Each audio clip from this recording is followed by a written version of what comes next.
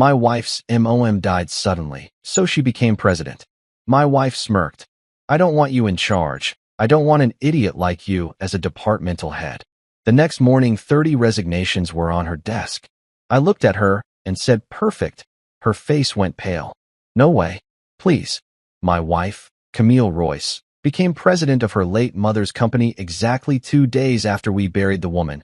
And let me tell you, grief works differently when there's a corner office involved.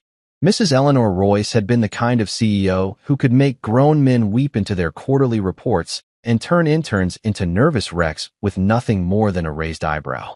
She built Royce and Bell Financial from the ground up, turned it into a powerhouse that made Wall Street analysts actually pay attention, and ruled it with an iron fist wrapped in a Chanel blazer. When she passed, the whole corporate world sent their condolences, but honestly, I think half of them were secretly relieved they'd never have to sit across from her in a negotiation again. Camille inherited everything.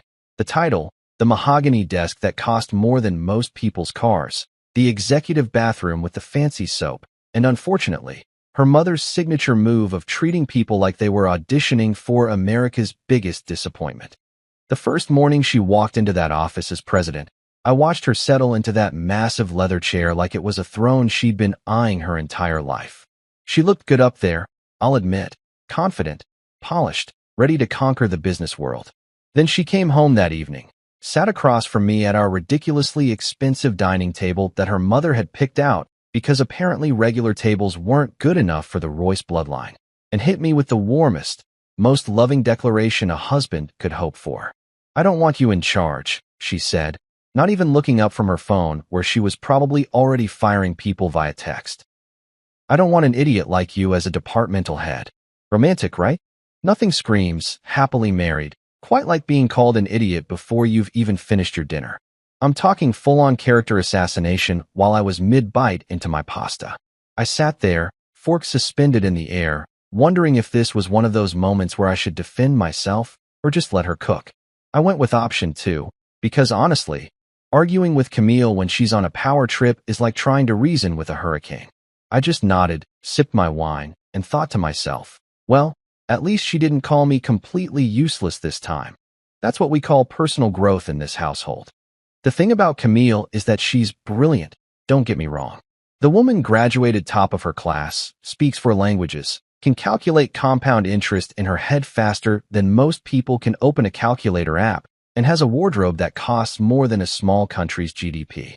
But she also inherited her mother's charming belief that volume equals leadership, and that fear is a perfectly acceptable management strategy. She'd been groomed for this position her entire life, shadowing Eleanor through every board meeting, every hostile takeover, every corporate decision that made headlines. In her mind, she was ready. In reality, she was about to learn that inheriting a throne doesn't mean the kingdom automatically respects you. I went to bed that night thinking the insult was the worst of it. Spoiler alert, I was wrong. The next morning, I woke up to the sound of Camille's heels clicking frantically across our hardwood floors at a pace that suggested either a medical emergency or a corporate meltdown. I stumbled out of bed, still half asleep, and found her in the kitchen surrounded by what looked like 30 sheets of paper scattered across the granite countertop, like someone had thrown confetti at a funeral. What's all this? I asked, reaching for the coffee pot, because there was no way I was dealing with whatever this was without caffeine. Resignation letters, she said, and her voice had that tight, controlled quality that meant she was about 3 seconds away from either screaming or crying. 30 of them. They all came in overnight. 30 people quit. She looked at me with these wide, almost panicked eyes, like she was waiting for me to freak out with her, to validate that yes, this was indeed the apocalypse. I poured my coffee, took a long, deliberate sip, the kind of sip that says, I'm thinking deeply about this situation, but really means I'm buying time to figure out if I should laugh or not, and leaned against the doorframe with what I can only describe as my most relaxed posture. Perfect, I said. The look on her face was absolutely priceless. Her jaw literally dropped, like in those cartoons where the person's mouth falls open and you can practically see their brain short-circuiting. What do you mean perfect? She practically shrieked, and I'm pretty sure our neighbors heard her through the walls. 30 people just quit. On my second day, the company is falling apart, and you're standing there drinking coffee like it's a normal Tuesday. I took another sip, just to really drive the point home, and shrugged. Now you know who the loyal ones are, I explained, using my most reasonable tone, the one I reserve for when I'm about to say something that sounds completely insane but is actually genius. You just saved yourself 6 months of HR headaches, background checks, and awkward conversations about cultural fit. These people showed their hand. They were never going to respect you, so good riddance. Consider it a corporate cleanse. You're welcome. She just stood there, staring at me like I'd suddenly started speaking ancient Greek. Her perfectly manicured hand was gripping one of the resignation letters so hard I thought she might tear it in half, and I could practically see the wheels turning in her head as she tried to figure out if I was a genius or if she'd married the world's most infuriating optimist. Meanwhile, my coffee had never tasted better. There's something deeply satisfying about being the calm one in a crisis, especially when your wife has spent years treating you like you're incapable of understanding basic addition. The truth was, I knew exactly what was happening. Those 30 resignations weren't random. They were strategic. See, Camille thought she was inheriting a company full of loyal soldiers ready to follow her into battle, but what she actually inherited was her mother's army. And armies don't automatically transfer allegiance just because there's a new general. Eleanor had run that place with fear and respect in equal measure, and while people feared Camille, they sure as hell didn't respect her yet. She was the boss's daughter who'd finally gotten her shot, and half the company probably thought she'd crash and burn within a month.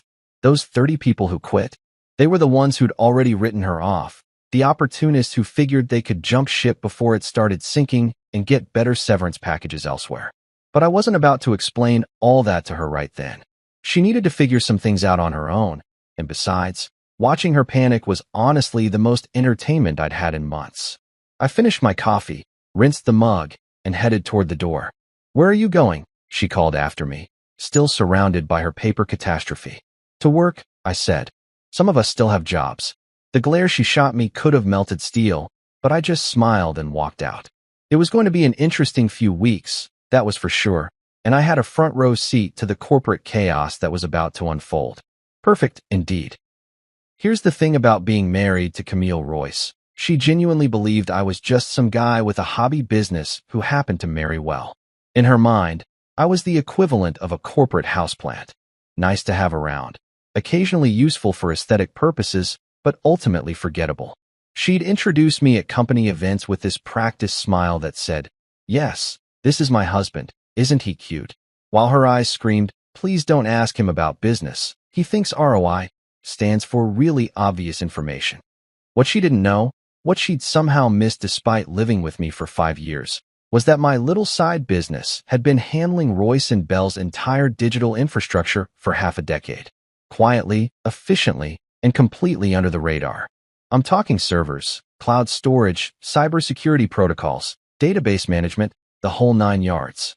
Every time someone at that company sent an email, accessed a file, or printed a document, they were using systems that I built and maintained.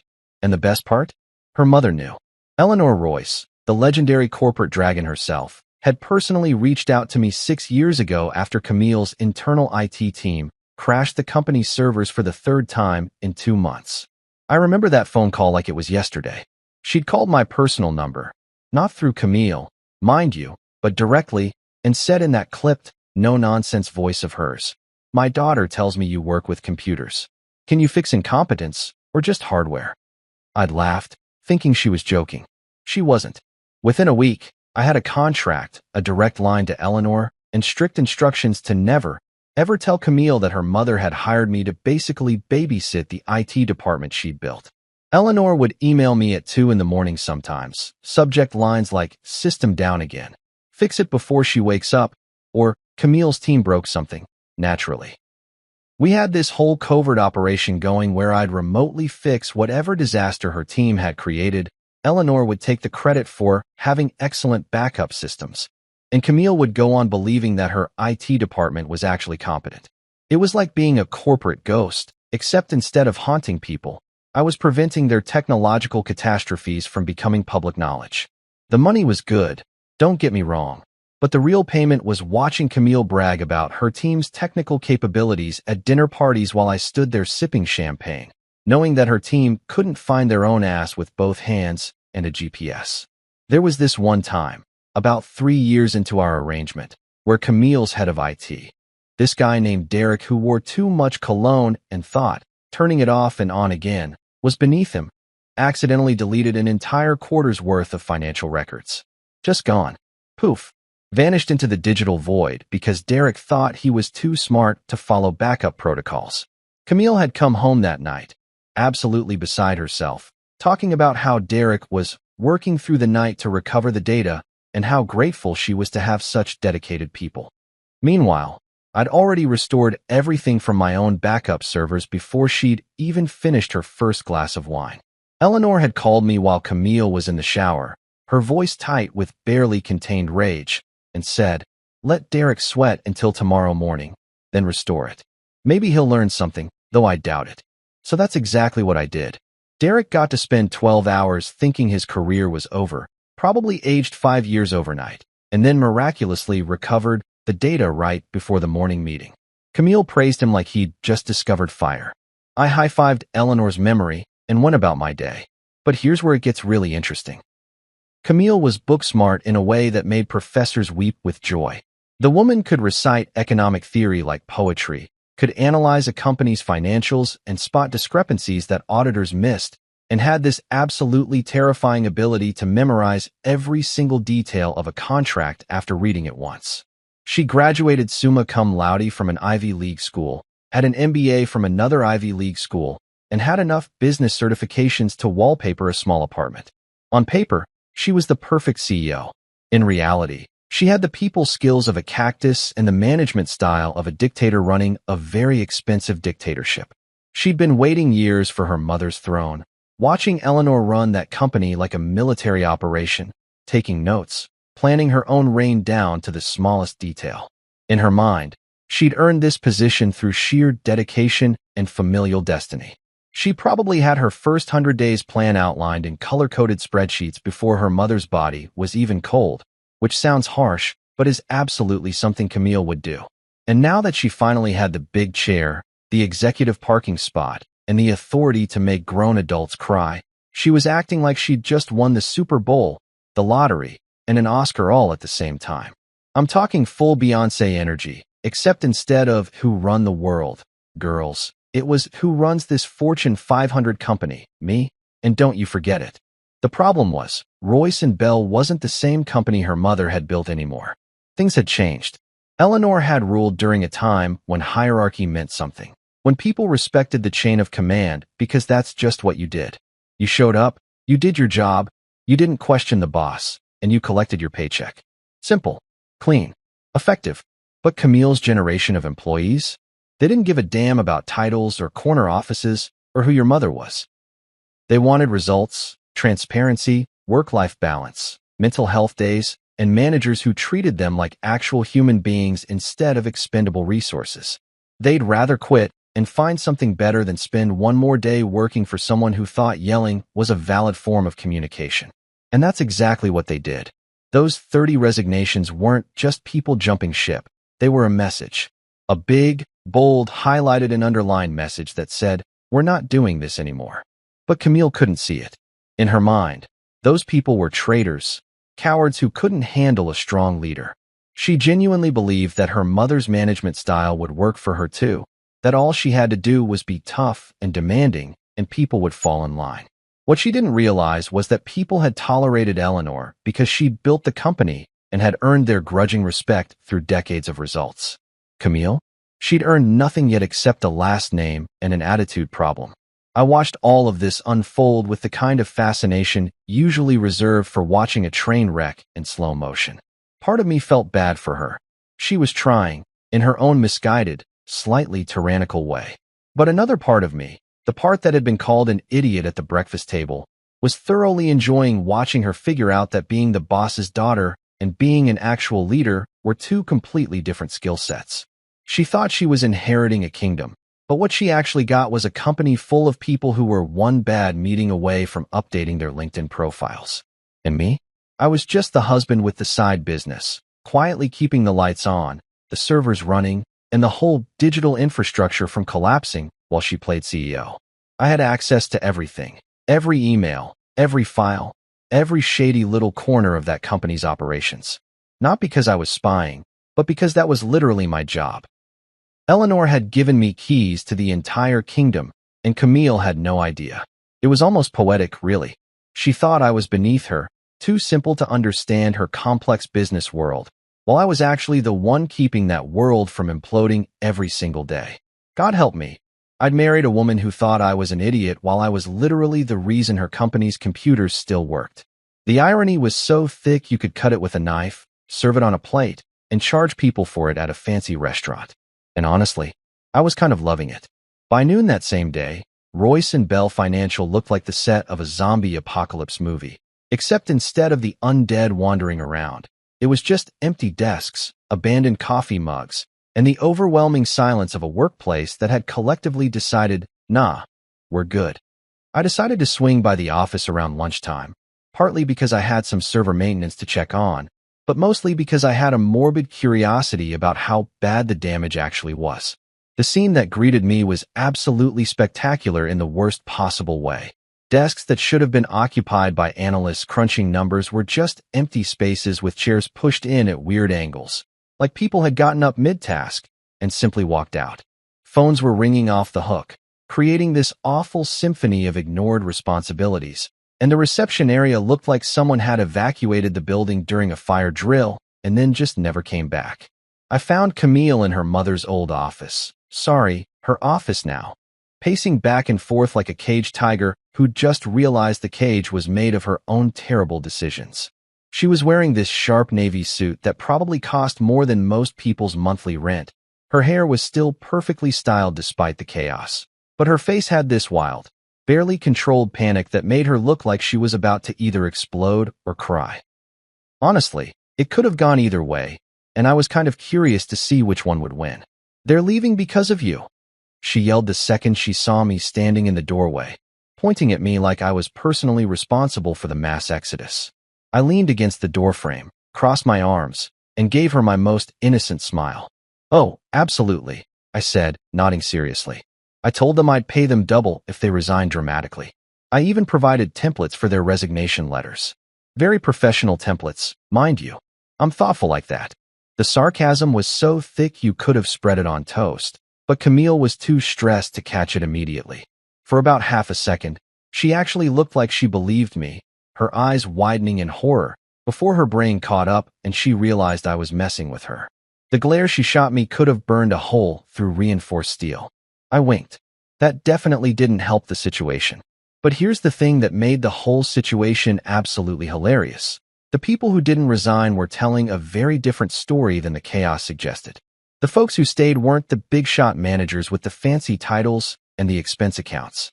They weren't the department heads who spent more time in meetings than actually working, or the senior analysts who treated interns like personal servants. Nope. The people who stayed were the quiet ones, the ones who actually kept the company running while everyone else was busy taking credit. I'm talking about people like Marcus from accounting, this middle-aged guy with glasses who could spot a discrepancy in a spreadsheet from 50 feet away and had been silently fixing everyone else's math for years. Or Jenny, one of the executive assistants who knew more about the company's operations than most of the vice presidents because she actually paid attention instead of just nodding along in meetings. And then there was Patricia from data analysis, who'd been with the company for 15 years and had this uncanny ability to predict market trends before they happened, but was constantly overlooked for promotions because she wasn't loud enough or aggressive enough to fit Eleanor's vision of what a leader should look like. These were the real MVPs, the people who showed up every day, did their jobs without drama, and went home without needing to be praised every 5 minutes. They were also, coincidentally, the people who'd been quietly watching me work behind the scenes for years and had figured out that I wasn't just some random dude who happened to marry the boss's daughter. Around 2 in the afternoon, I was in my office. Yes, I had an office at Royce and Bell, tucked away on the 3rd floor in a corner that most people forgot existed, which was exactly how I liked it, when I heard a knock on my door. I looked up from my laptop where I was monitoring the server loads, and there was Marcus, standing in the doorway looking nervous but determined, like he'd just worked up the courage to ask his crush to prom. Behind him were Jenny, Patricia, and about 6 other people who decided to form what looked like a very polite delegation. "Mr. Royce," Marcus said, using my last name even though I'd told him a dozen times to just call me by my first name. "We just wanted to let you know, we're staying. We've seen what you can do." I sat back in my chair, genuinely surprised. "What I can do?" I asked, playing dumb because I wanted to see where this was going. Jenny stepped forward, clutching a tablet like it was a shield. "Sir, we know you've been maintaining the systems. We know you're the reason the servers didn't completely crash last year during the audit." Derek took credit, "But we're not stupid. We see the timestamps on the fixes. We see who's actually logging in at 3 in the morning when things break." Patricia nodded enthusiastically. "And we know Mrs. Eleanor trusted you. She mentioned it once, to me actually, said you were the only one around here with any sense." I felt this weird mix of pride and anxiety. Pride because, hey, people noticed. Anxiety because if these people knew, how long before Camille figured it out? But looking at their faces, I realized something kind of beautiful. These people weren't here because of Camille's last name or Eleanor's legacy. They were here because they actually gave a damn about doing good work, and they recognized that I was trying to do the same thing. It was loyalty, but not the fake, corporate ladder-climbing kind. It was the real deal, the "we're in this together" kind that you can't buy with bonuses or intimidate into existence with angry emails. "Well," I said, standing up and walking around my desk, "I appreciate that. Really. But you guys know Camille's the president, right? I'm just the IT guy with delusions of relevance." Marcus smiled. Actually smiled, which was rare for him. "With respect, sir, you're a lot more than that.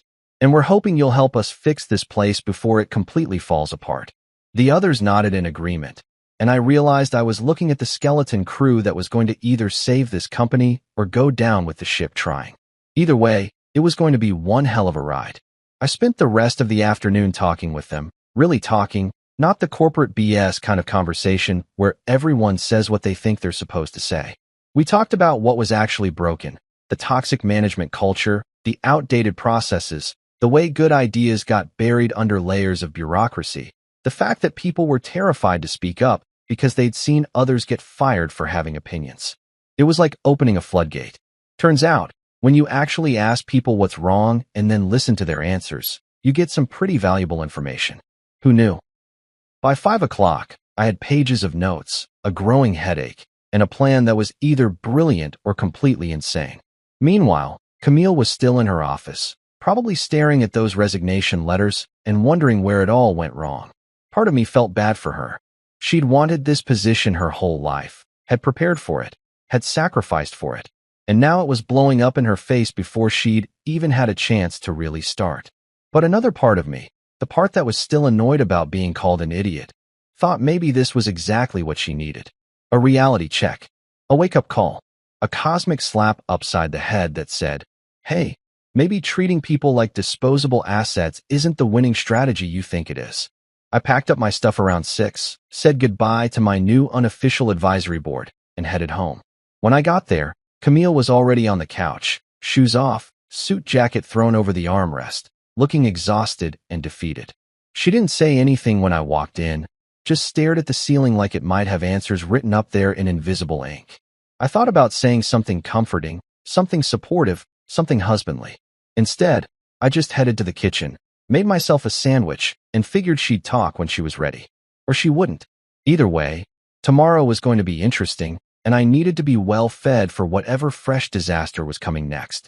2 weeks after the Great Resignation, as I'd started calling it in my head, Camille began experiencing what I can only describe as a technological curse.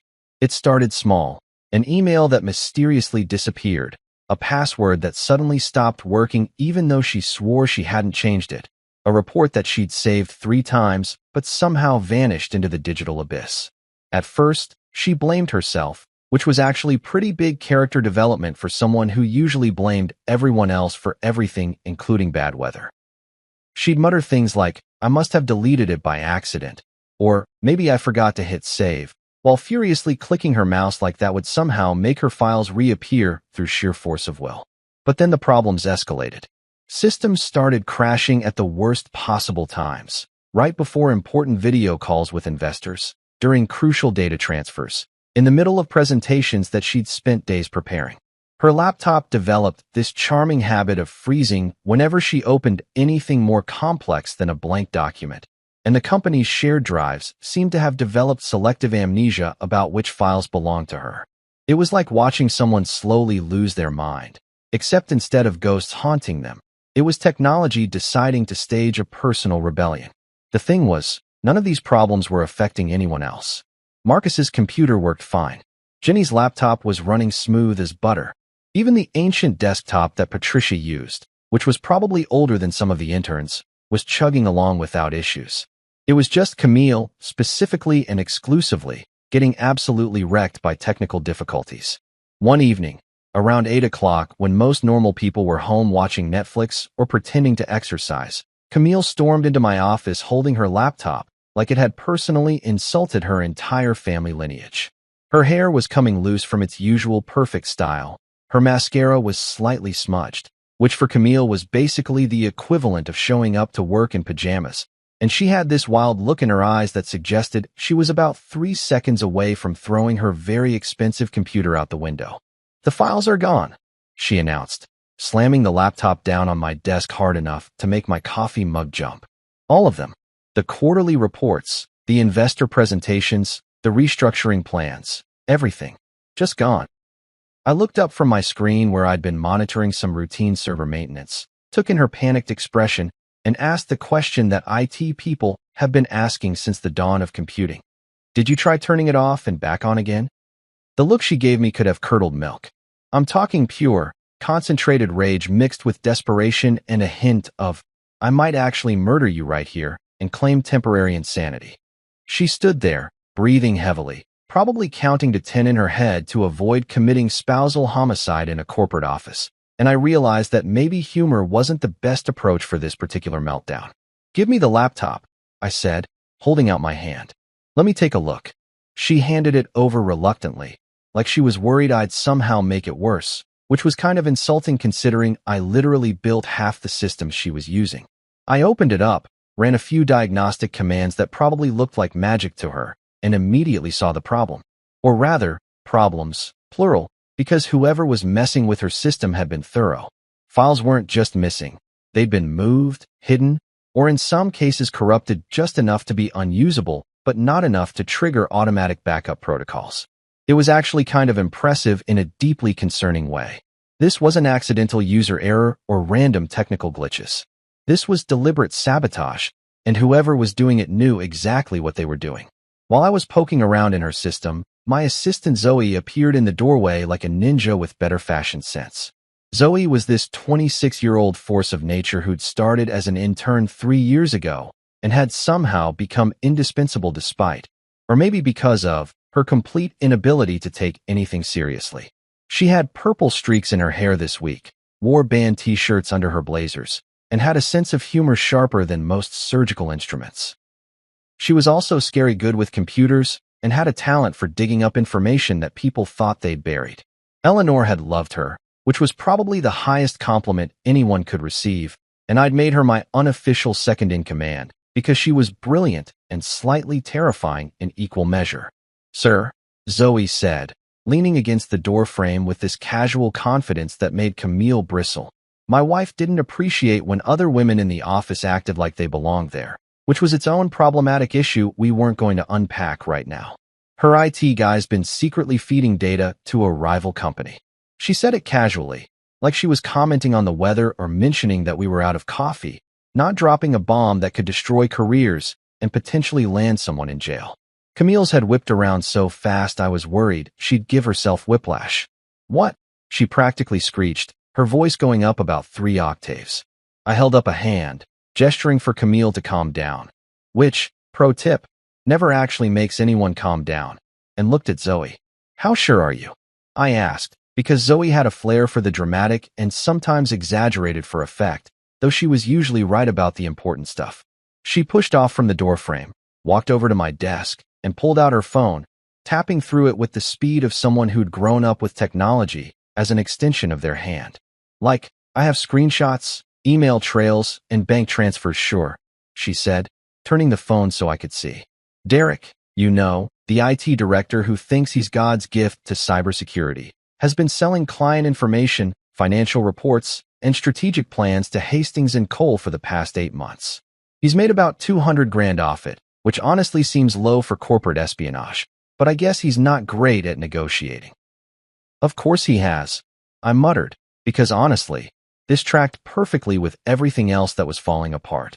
Derek was exactly the type of guy who'd think he was smarter than everyone else, that he could pull off something like this without getting caught, that the rules didn't apply to him because he was so clever and important. Camille looked like she was either going to faint or start breaking things, possibly both.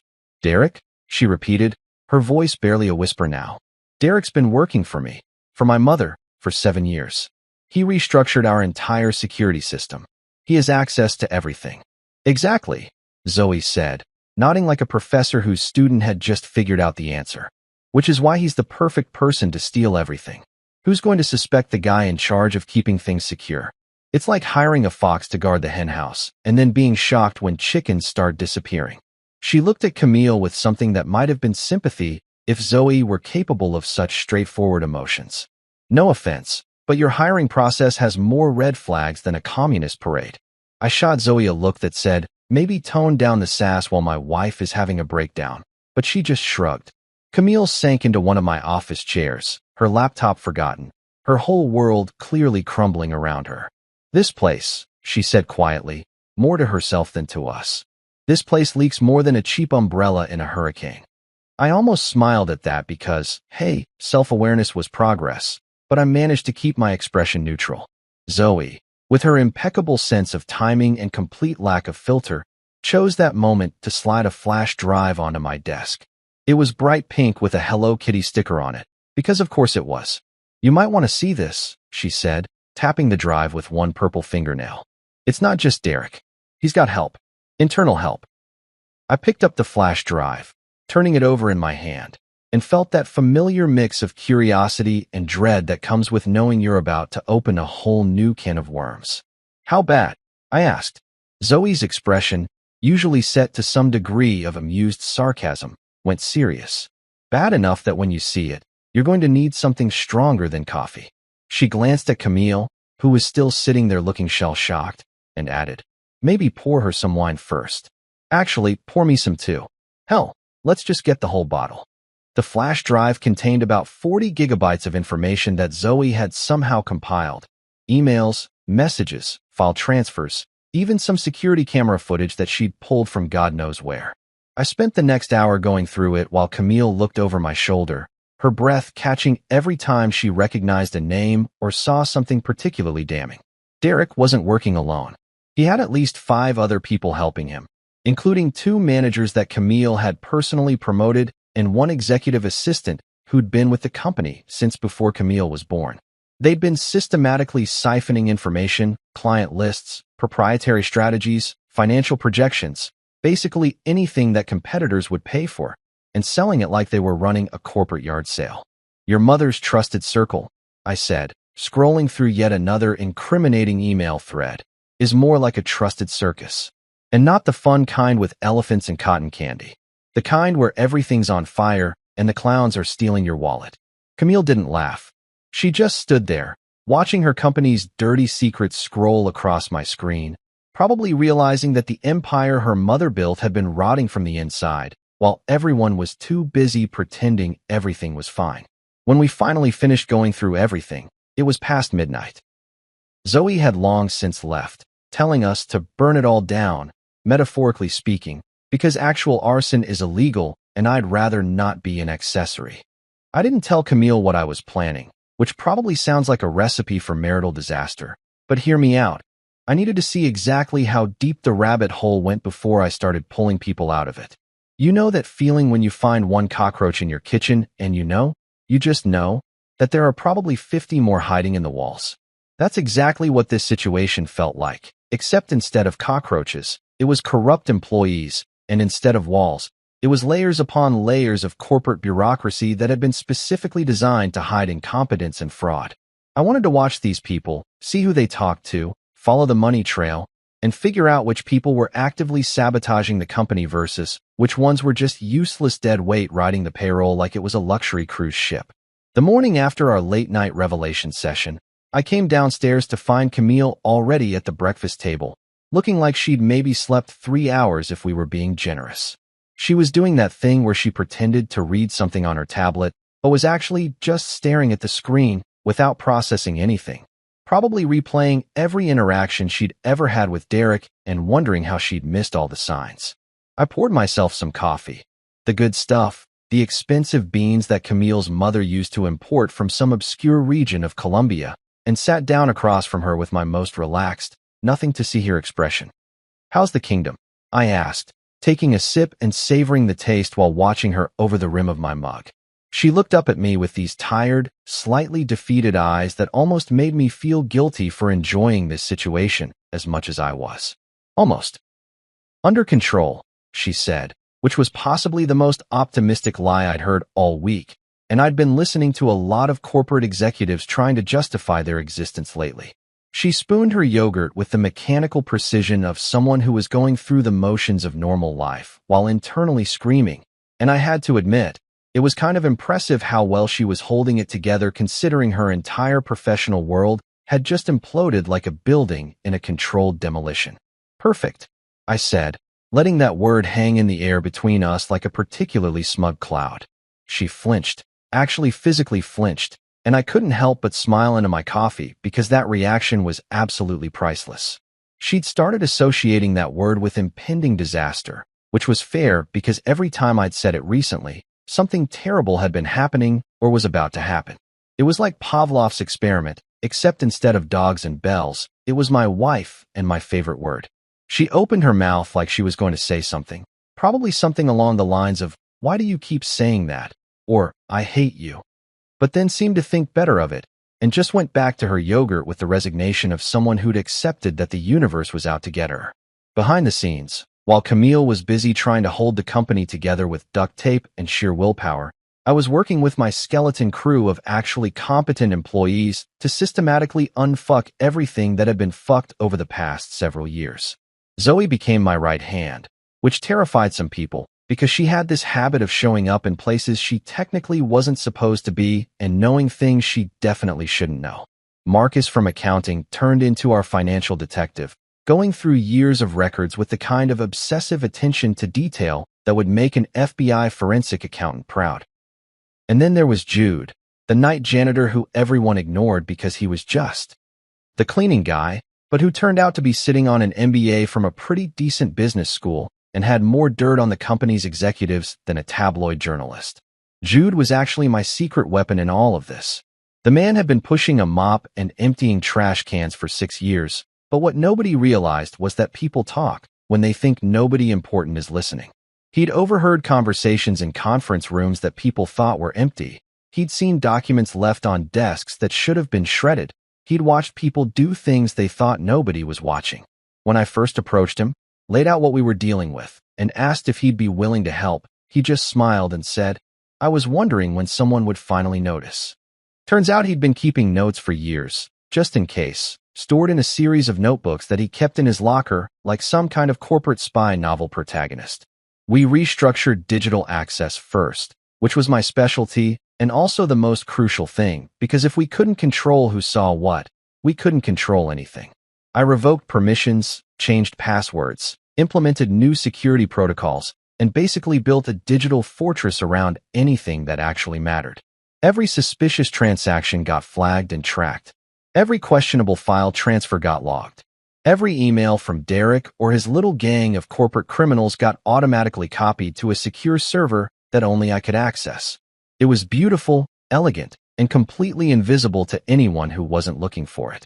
We were essentially building a case against these people using their own actions, letting them dig their own graves while they thought they were still getting away with everything. By the end of that week, I had enough evidence to plant an entire forest of incrimination. We're talking emails where Derek literally discussed prices for stolen information, bank transfers that were about as subtle as a neon sign saying illegal activity here, and even some voice recordings that Zoe had somehow obtained through methods I decided not to ask about because plausible deniability is a beautiful thing.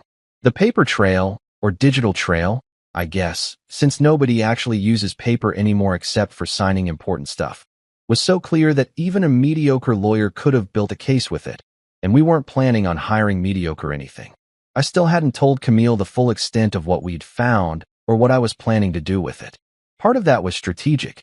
The fewer people who knew, the less chance of someone tipping off Derek and his crew. But part of it, and I'm not proud of this, but I'm also not sorry about it, was that I wanted to see her reaction when everything came together. Call it petty, call it vindictive, call it whatever you want. But after years of being treated like I was too stupid to understand her complicated business world, I was going to enjoy the moment when she realized that not only did I understand it, but I understood it well enough to save her entire company from collapsing under the weight of its own corruption. Camille called an emergency board meeting with all the confidence of a general rallying troops before a major battle. Except in this case, half her troops were secretly working for the enemy, and the other half were just waiting to see how badly this was going to blow up in her face. The meeting was scheduled for 10 in the morning on a Thursday, which was apparently peak time for corporate intimidation tactics, and she'd sent out an email the night before with the subject line, mandatory attendance, restructuring discussion, in all caps, because nothing says, I'm a competent leader, quite like threatening people with capital letters. I got a copy of the email, even though I technically wasn't required to attend, but Camille had added a little note at the bottom that said, you should probably be there, which in wife speak translated to, I need moral support, but I'm too proud to actually ask for it. I decided to tag along, mostly because free coffee and corporate drama is basically my favorite combination, but also because I had a pretty good feeling that this meeting was going to be memorable for all the wrong reasons. I showed up wearing khakis and a button-down shirt, looking like every middle management guy who'd ever existed, which was exactly the vibe I was going for, because the best way to drop a bomb is to look completely harmless while you're doing it. The boardroom was on the top floor, one of those ridiculous spaces with floor-to-ceiling windows that probably cost more than a small house, and a conference table so long you could have used it as a bowling lane. When I walked in, Camille was already at the head of the table, surrounded by her remaining directors and managers, most of whom looked like they'd rather be literally anywhere else. She started the meeting strong, I'll give her that. She launched into this whole speech about discipline and accountability, about how the company needed to return to its roots, about how her mother's vision was going to guide them through this difficult transition period. Her voice had that commanding quality that she'd probably practiced in the mirror, and for a moment, she actually looked like she knew what she was doing. The directors were nodding along, doing that thing where they pretend to care while mentally updating their resumes, and Derek was sitting there with this smug little smile, like he thought he was untouchable. That smile really annoyed me, the kind of annoying that makes you want to do something petty just to watch it disappear. About halfway through Camille's speech, right when she was getting to the part about renewed commitment to excellence, or some other corporate buzzword bingo, I raised my hand like I was back in elementary school asking permission to go to the bathroom. The whole room went quiet, and Camille looked at me with this mixture of confusion and irritation because apparently I was breaking some unspoken rule about husbands not participating in actual business discussions. Yes, she said, her tone suggesting that whatever I was about to say better be important enough to justify interrupting her moment of glory. Honey, quick question, I said, using my most casual, conversational voice like I was asking about dinner plans instead of about to destroy several careers. Why did the company lose $1.8 billion in phantom accounts last quarter? The silence that followed was the kind of silence you could bottle and sell as a weapon. Every single person in that room stopped breathing for about 3 seconds, and I watched Camille's face cycle through several emotions: confusion, disbelief, anger, and then this creeping horror as she realized I wasn't joking. What are you talking about? She asked, her voice coming out smaller than she probably intended. I reached into the folder I'd been carrying, the one that everyone had probably assumed contained nothing more interesting than maybe some IT reports or my grocery list, and pulled out a document that Zoe and Marcus had helped me prepare. It was beautiful, really, color-coded, cross-referenced, with charts and graphs that made the corruption so obvious that even someone who'd never seen a financial statement could understand it. I tossed it across the table with just enough force that it slid perfectly to a stop right in front of Camille, which was a move I'd been practicing because presentation matters. That, I said, letting my words drop into the silence like stones into still water, is what happens when your IT director thinks Excel is a fancy energy drink and your managers think embezzlement is a valid retirement strategy. Every director at that table leaned forward simultaneously, like they were puppets on strings, all trying to get a look at the document. I watched their faces as they started processing what they were seeing. The fake accounts, the money transfers, the shell companies that Derek and his crew had set up to siphon funds. Camille picked up the file with shaking hands, her eyes scanning the pages, and I could see the exact moment when everything clicked into place for her. Her face went from confused to pale to absolutely furious in the span of about 10 seconds, which was actually kind of impressive from a purely observational standpoint.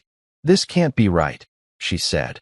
But her voice had lost all its earlier confidence and now just sounded desperate, like she was hoping that if she denied it hard enough, reality would just rearrange itself to be less terrible. Derek, to his credit or maybe his stupidity, tried to play it cool. "That's clearly fabricated," he said, using his most professional, trustworthy voice, the one he probably used when lying to clients.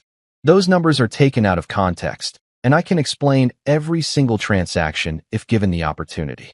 I almost laughed at the sheer audacity of it. This guy sitting there acting like he could talk his way out of documented evidence of corporate fraud. But here's where it got really good.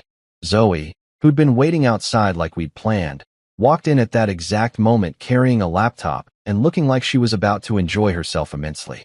"Actually," she said, setting the laptop down and opening it to show a video file, "you can't explain this." She hit play, and suddenly the room was filled with the sound of Derek's voice. Not from the meeting, but from a recording of him on the phone with someone from Hastings and Cole, our biggest competitor, literally discussing which files he was going to steal next and how much they were worth. The timestamp on the video was from 3 days ago, which meant he'd been doing this even after the mass resignation, even while Camille was scrambling to keep the company together. You could hear the oxygen leave the room, like someone had opened an airlock in space. Derek's smug smile evaporated faster than water on hot pavement, and he went from confident to panicked in record time. The other directors were staring at him like he'd just sprouted a second head, and a couple of them were already quietly gathering their things because they clearly wanted no part of whatever was about to happen. Camille just sat there, still holding my report, looking at Derek with an expression that was equal parts betrayal and rage. "You can't believe this," Derek shouted, standing up so fast his chair rolled backward and hit the wall. "This is clearly a setup. He's trying to frame me." The chairman of the board, this older guy named Henderson who'd been working with Eleanor since the company started and had the kind of face that suggested he'd seen every corporate disaster imaginable, looked at Derek with the cold, clinical detachment of someone about to watch a car crash. "We do believe it," he said calmly, his voice carrying the weight of decades of business experience. "Because it's on video, it matches our audit findings, and frankly, Derek, you're not smart enough to have covered your tracks as well as you think you did." That last part was just brutal, the kind of professional insult that hits harder than any curse word could, and I made a mental note to buy Henderson a drink sometime. The next morning, I woke up at 5:30 in the morning with the kind of clarity that only comes from either enlightenment or spite, and in my case, it was definitely the latter. I'd spent the previous evening compiling everything, and I mean everything, into one comprehensive report that would make a federal prosecutor weep with joy. We're talking spreadsheets, transaction records, email chains, video evidence, audio recordings, witness statements from employees who'd finally felt safe enough to come forward, and even some security footage that Jude had miraculously found in the archives. It was 147 pages of pure, unfiltered corporate corruption documented in excruciating detail, organized with the kind of obsessive precision that would make a librarian jealous, and formatted so clearly that even a first-year business student could follow the trail of fraud from beginning to end. I titled it "The Rot Beneath the Floorboards," a comprehensive analysis of systemic corruption at Royce & Bell Financial. Because if you're going to blow up someone's world, you might as well do it with style and a pretentious title that sounds like it could be a best-selling book about corporate malfeasance. I attached it to an email, typed in the addresses for every single board member, including Henderson, added Camille to the CC list because I'm not completely heartless and figured she should at least get a heads up before her inbox exploded, and hovered my cursor over the send button for approximately 3 seconds before thinking screw it, and clicking that bad boy with the satisfaction of someone who'd just launched a missile at a very deserving target. The subject line read, "The rot beneath the floorboards. Urgent board review required." And in the body of the email, I kept it simple and professional because sometimes the most devastating things are said in the calmest language. I wrote, "Distinguished board members, attached please find a comprehensive audit of financial irregularities, data breaches, and systematic fraud occurring within Royce and Bell Financial over the past 18 months. This report includes irrefutable evidence of criminal activity by senior staff members. Immediate action is required. The company's reputation and financial stability are at significant risk. Respectfully submitted for your urgent review." And then I signed it with my full name, my credentials that most people didn't know I had because I'd never bothered to flaunt them, and hit send before I could second-guess myself. I heard Camille's phone buzz from the bedroom about 30 seconds later, which meant she had her email notifications on even at this ungodly hour because she was one of those people who couldn't disconnect from work even in her sleep. I waited, listening to the sounds of her waking up, the rustling of sheets, the padding of her feet across the floor, and then the silence that comes right before someone sees something that fundamentally changes their understanding of reality. Then came the storm. Her heels. She'd apparently put on heels at 5:45 in the morning, which honestly was either dedication or insanity. Started clicking across our hardwood floors at a pace that suggested she was either coming to kill me or coming to demand an explanation, possibly both. She burst into my office where I was sitting with my coffee, already on my second cup because I'd known this was coming and had prepared accordingly, and her hair was wild in a way I'd never seen before.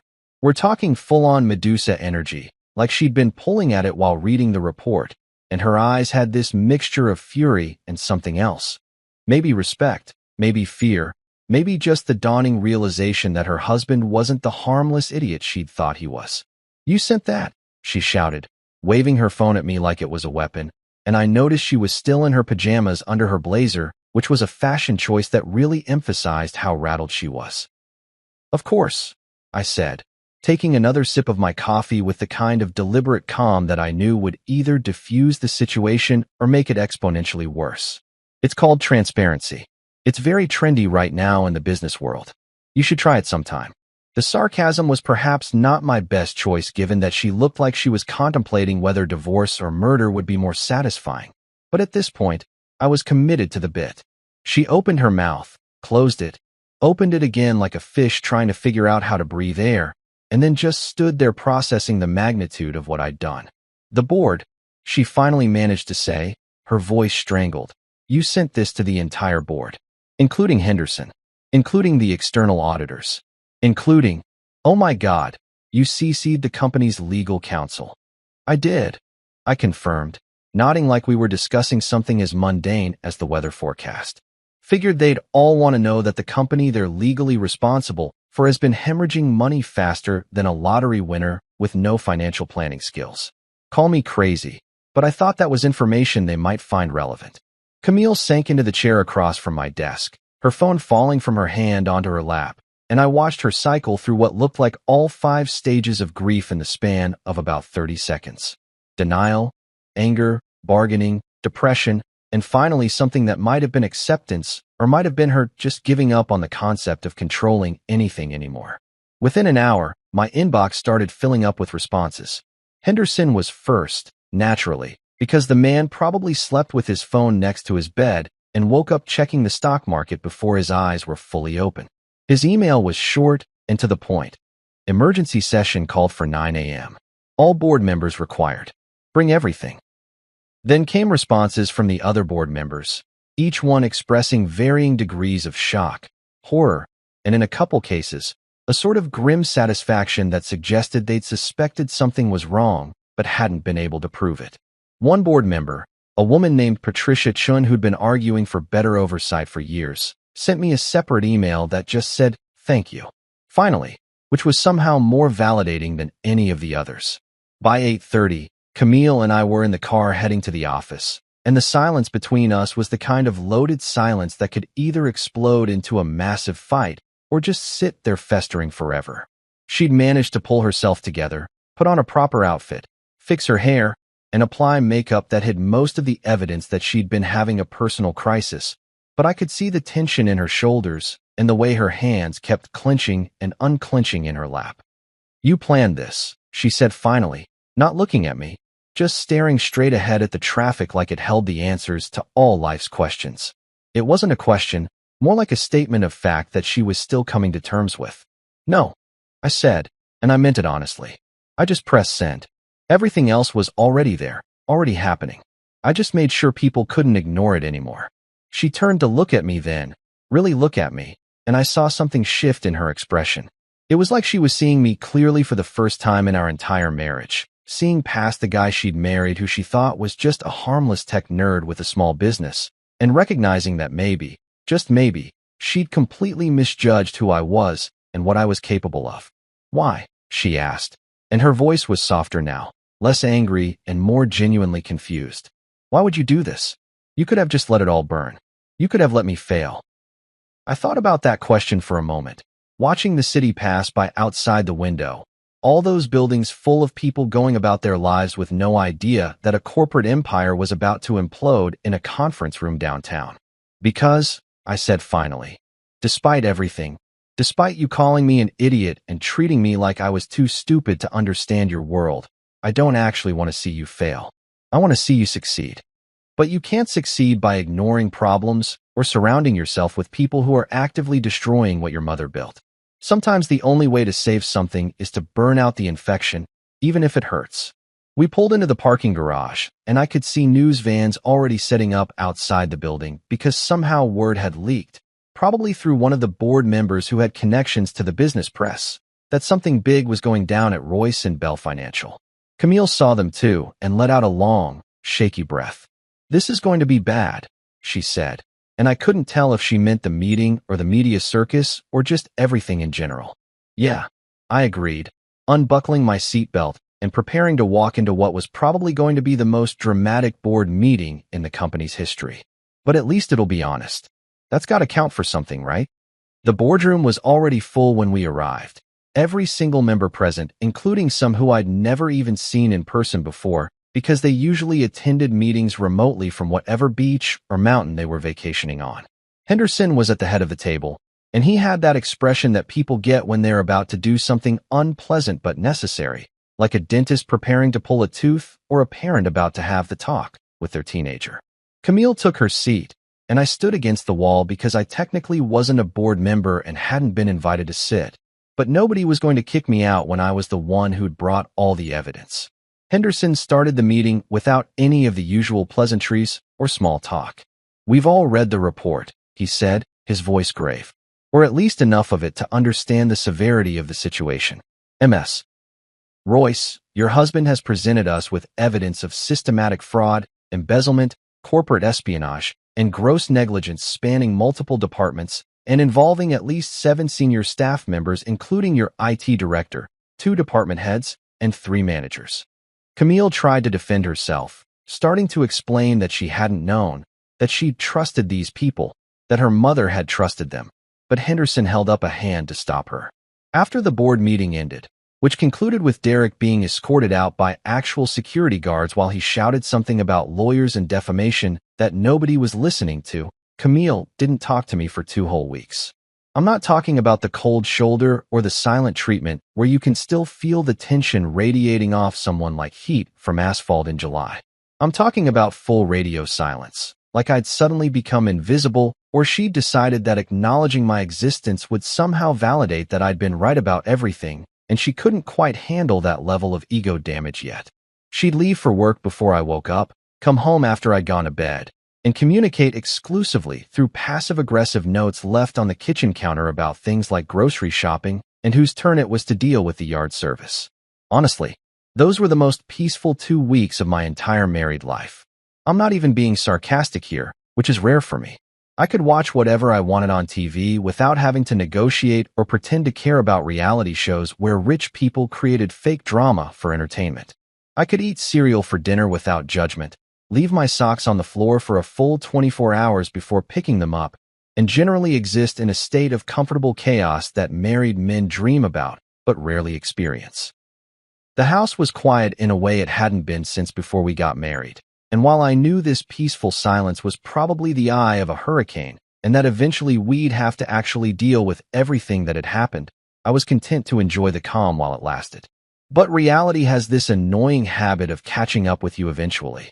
And in this case, reality came in the form of the company's quarterly earnings report which, thanks to my team's efforts to stop the bleeding and restructure operations, actually showed improvement for the first time in 18 months. We'd cut the dead weight, both literally in terms of the people we'd fired for fraud and figuratively in terms of outdated processes that were costing more than they were worth, and implemented new systems that actually worked. Revenue was up, client satisfaction scores had improved, and most importantly, we weren't actively hemorrhaging money to corporate spies anymore, which was a low bar to clear, but apparently one that the previous management had struggled with.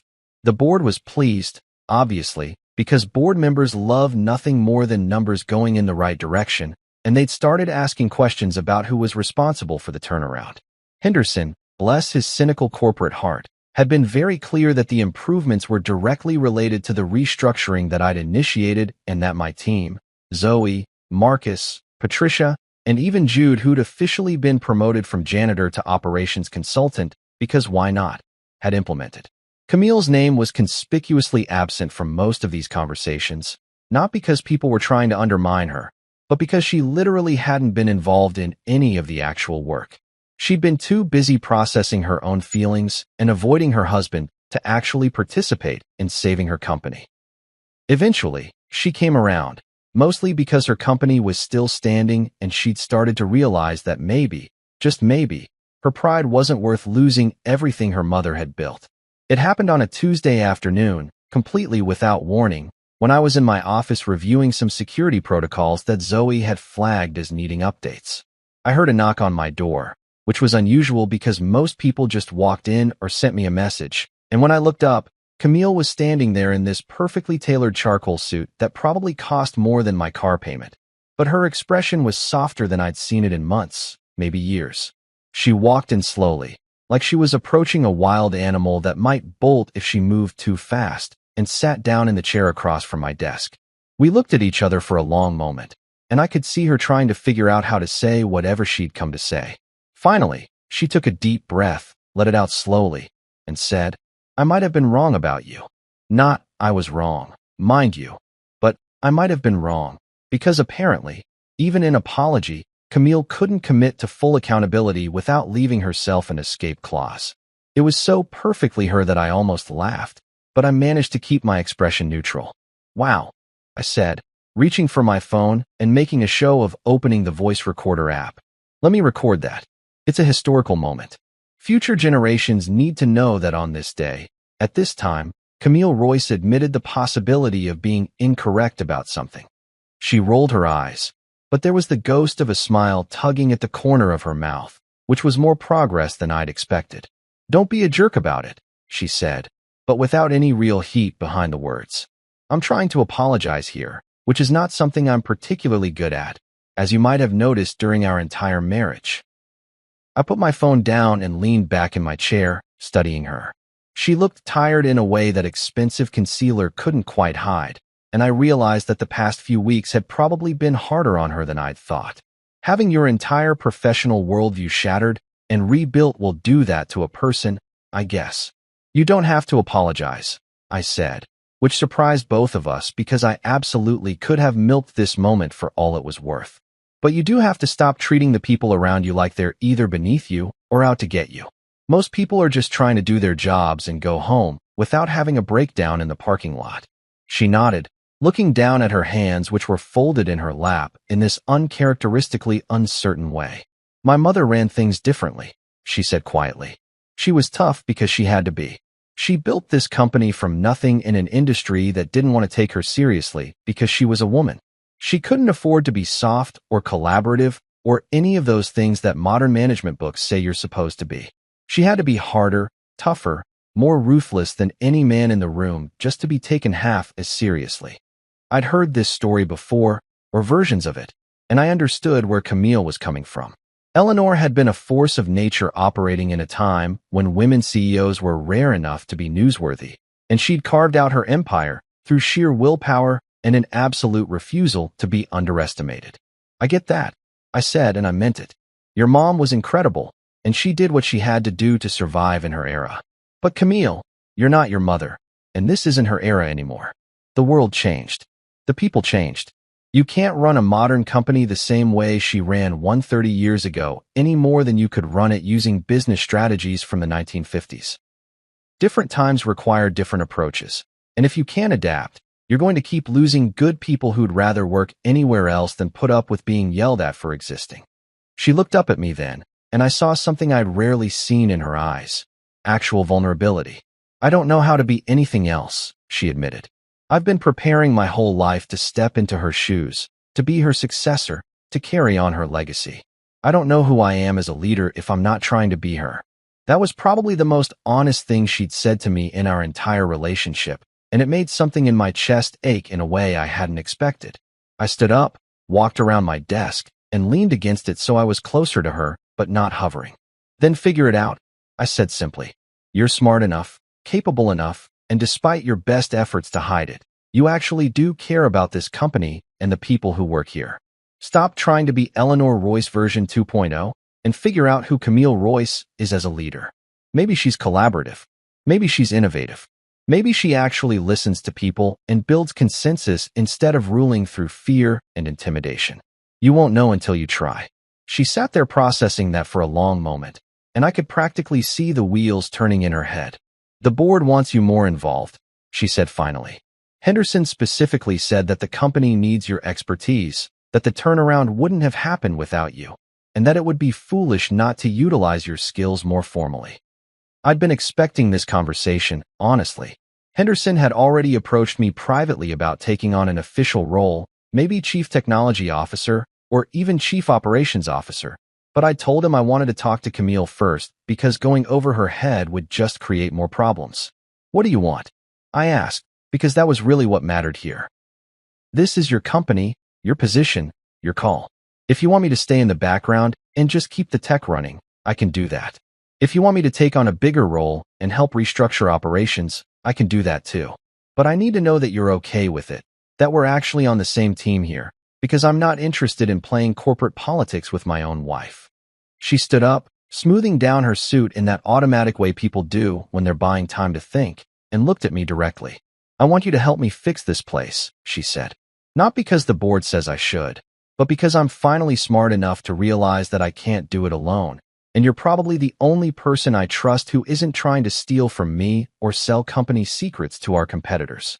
It wasn't exactly a Hallmark card declaration, but coming from Camille, it was basically a proclamation of eternal devotion. Okay, I said, extending my hand for a handshake because we apparently needed to formalize this moment. She looked at my hand, then at me, and then did something completely unexpected. She hugged me. It was brief and slightly awkward because we were in an office and she was still working through her feelings about being wrong, but it was genuine. When she pulled back, she had this determined look on her face that I recognized from when she was about to tackle a problem head-on. Don't make me regret this, she said, trying to sound threatening but failing because we both knew she'd already made up her mind. Too late to back out now, I said, grinning. You just admitted I was right about something. That's legally binding in at least 47 states. Under new management, which was basically me, Zoe, and our ragtag team of people who actually gave a damn, Royce and Bell Financial didn't just recover, it absolutely thrived in a way that made industry analysts scramble to figure out what the hell we'd done differently. Within 6 months, we'd posted record profits that exceeded even Eleanor's best quarters, and the business media was losing their minds trying to explain how a company that had been hemorrhaging talent and money just half a year ago was suddenly the darling of the financial sector.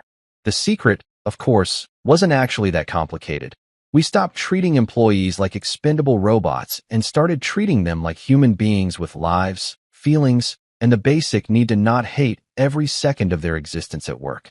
I implemented flexible working hours first, which sounds simple, but was apparently revolutionary in an industry where face time and grinding were considered virtues, and working yourself into an early grave was seen as dedication rather than stupidity.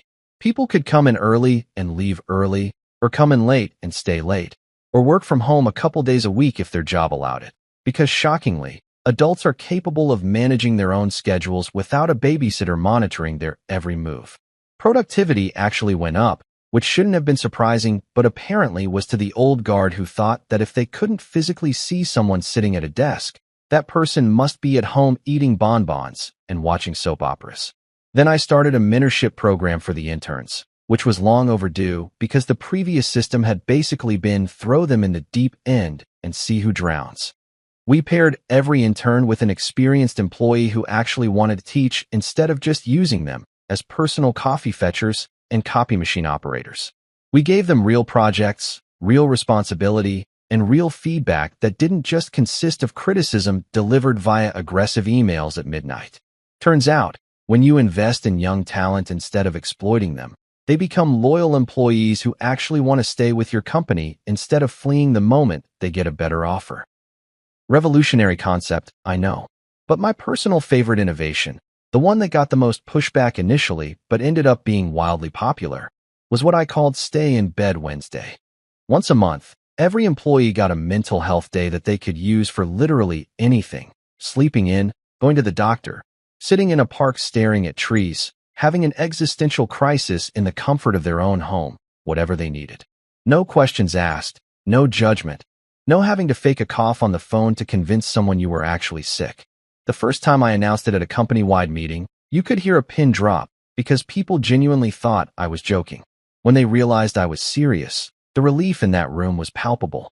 One woman actually teared up, which made me realize exactly how badly people had been burning out under the previous regime. The staff loved all of it. We went from having a Glassdoor rating that would make a sweatshop blush to being named one of the best places to work in the city, and our retention rate shot up so dramatically that HR stopped having panic attacks every time they checked the resignation folder. People started actually smiling in the hallways, which sounds like such a small thing, but was a massive change from the atmosphere of quiet desperation that had previously permeated the building. The break room, which used to be this sad space where people microwaved depressing lunches while avoiding eye contact, turned into an actual social hub where employees from different departments actually talked to each other like colleagues instead of competitors fighting over scraps. Camille tried to take credit at first, which was so predictably her that I couldn't even be annoyed about it. She'd do interviews with business magazines and talk about her vision for a more progressive workplace and her commitment to employee wellness, conveniently forgetting to mention that she'd fought me on literally every single one of these changes initially. When the first article came out praising President Royce's innovative leadership style, I left it on the kitchen counter with a sticky note that just said "really?" with about 15 question marks. She had the decency to look embarrassed, at least. But then something interesting happened. The media started digging deeper, doing actual journalism instead of just regurgitating press releases. And they figured out that the mysterious turnaround had less to do with Camille and more to do with President Royce's husband, whose background in technology and operations management had been vastly underutilized until recent months. One particularly thorough reporter from a major business publication even tracked down some of the employees who'd resigned during the Great Resignation, and they spilled everything about the toxic culture, the fraud, and how the company had been circling the drain until someone, and they were very clear about who that someone was, had stepped in and cleaned house. The article that came out was titled "The Man Behind the Miracle: How an Underestimated Husband Saved His Wife's Failing Empire," which was both accurate and absolutely mortifying for Camille. I found her reading it on her tablet one morning, her coffee getting cold next to her, and her expression cycling through embarrassment, frustration, and maybe a tiny bit of pride. When she looked up and saw me watching her, she sighed and said, "You're actually good at this." Not, "I was wrong about you," or "Thank you for saving my company," but "You're actually good at this," which for Camille was basically the equivalent of a ticker tape parade and a key to the city. "Don't tell anyone," I said, pouring myself coffee and sitting down across from her. "I have a lazy reputation to protect. If people think I'm competent, they'll start expecting things from me. And then where will I be? Actually having to attend meetings and contribute meaningfully? No thanks." She shook her head, but she was smiling now, a real smile that reached her eyes. How did you know? She asked. How did you know what would work? I shrugged, taking a sip of my coffee. I just asked people what they needed and then actually gave it to them. Radical concept, I know, but sometimes the simplest answer is the right one. 1 year after the Great Resignation, the fraud revelations, and the complete overhaul of everything that had been broken at Royce & Bell Financial, we hosted the company's biggest celebration yet. It wasn't just any party. This was a full-blown gala at one of those fancy hotels downtown, where the chandeliers probably cost more than most people's houses, and the appetizers were so small and pretentious that you needed about 40 of them to feel like you'd actually eaten something. The event was officially billed as the Annual Excellence Awards and Company Milestone Celebration, but everyone knew it was really a victory lap for surviving what should have been a catastrophic implosion and somehow coming out stronger on the other side. The ballroom was packed with employees, board members, clients, and even some media people who'd been following our corporate resurrection story like it was their favorite Netflix series.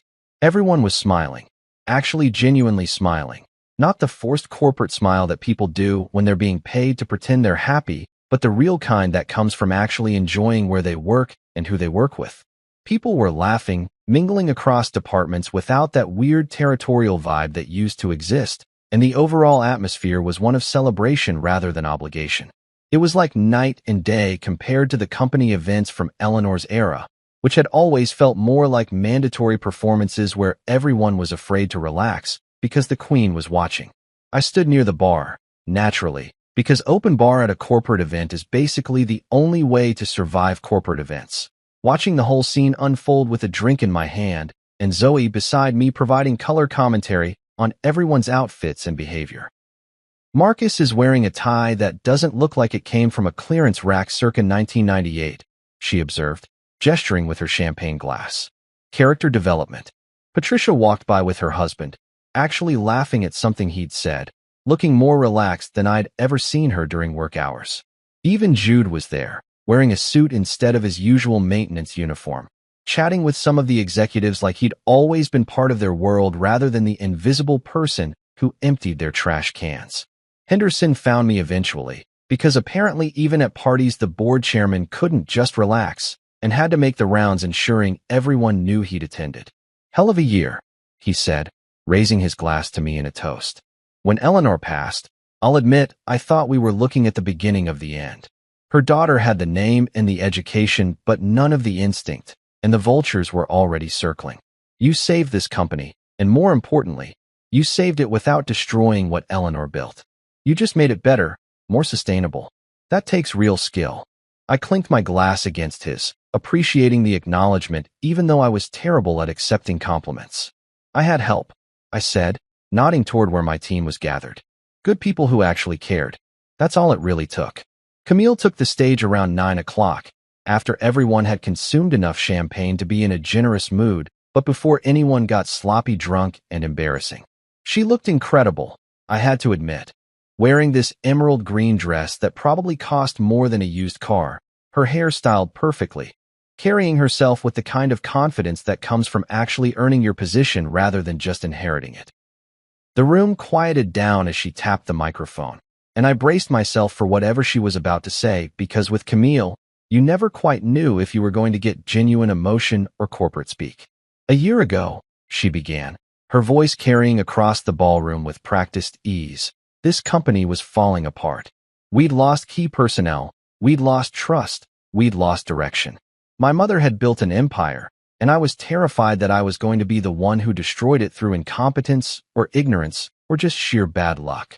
She paused, and I could see her scanning the crowd until her eyes found mine. But I wasn't alone, even though I was too proud and too stubborn to recognize it at the time. Tonight, I want to raise a toast to the man I underestimated, the man I called an idiot more times than I can count, the man who saved this company not because he had to, but because he actually cared enough to try. The crowd turned to look at me, and I felt my face getting warm because public recognition was absolutely not my thing. Zoe elbowed me in the ribs and whispered, "She's talking about you, genius. Try to look humble." Camille continued, and there was genuine emotion in her voice now, not the rehearsed kind but the real, slightly messy kind that comes from actually feeling things. To my husband, who made me realize that leadership isn't about control or fear or making people respect you through intimidation. It's about trust, collaboration, and actually giving a damn about the people who show up every day to make this place work. It's about being willing to admit when you're wrong, to learn, to change, and to build something better than what came before. Everyone clapped, raising their glasses, and I did that awkward halfway thing that people do when they're being acknowledged but don't want to seem like they're enjoying the attention too much. After the toast, people started coming up to me, shaking my hand, thanking me for specific changes that had impacted their lives. The flexible hours that let someone pick up their kid from school, the mental health days that had literally saved someone from burnout, the mentorship program that had given and in turn the confidence to pursue a career they'd been doubting. Each conversation was a reminder that the work we'd done had actual human impact, that these weren't just numbers on a spreadsheet, but real people whose lives were genuinely better because we decided to give a damn. Later, as the party was winding down and people were starting to drift toward the exits with that satisfied exhaustion that comes from a good celebration, Camille and I left together. We walked through the hotel lobby, past the elaborate decorations and the late-night stragglers, and out into the cool evening air. The valet brought our car around, and we sat there for a moment in comfortable silence, both processing the evening in our own ways. "You really enjoy saying perfect, don't you?" she asked, glancing at me with a smile that was equal parts amused and exasperated. I grinned, starting the car and pulling out into the relatively quiet downtown traffic. "Every time you panic, it's my favorite word," I admitted.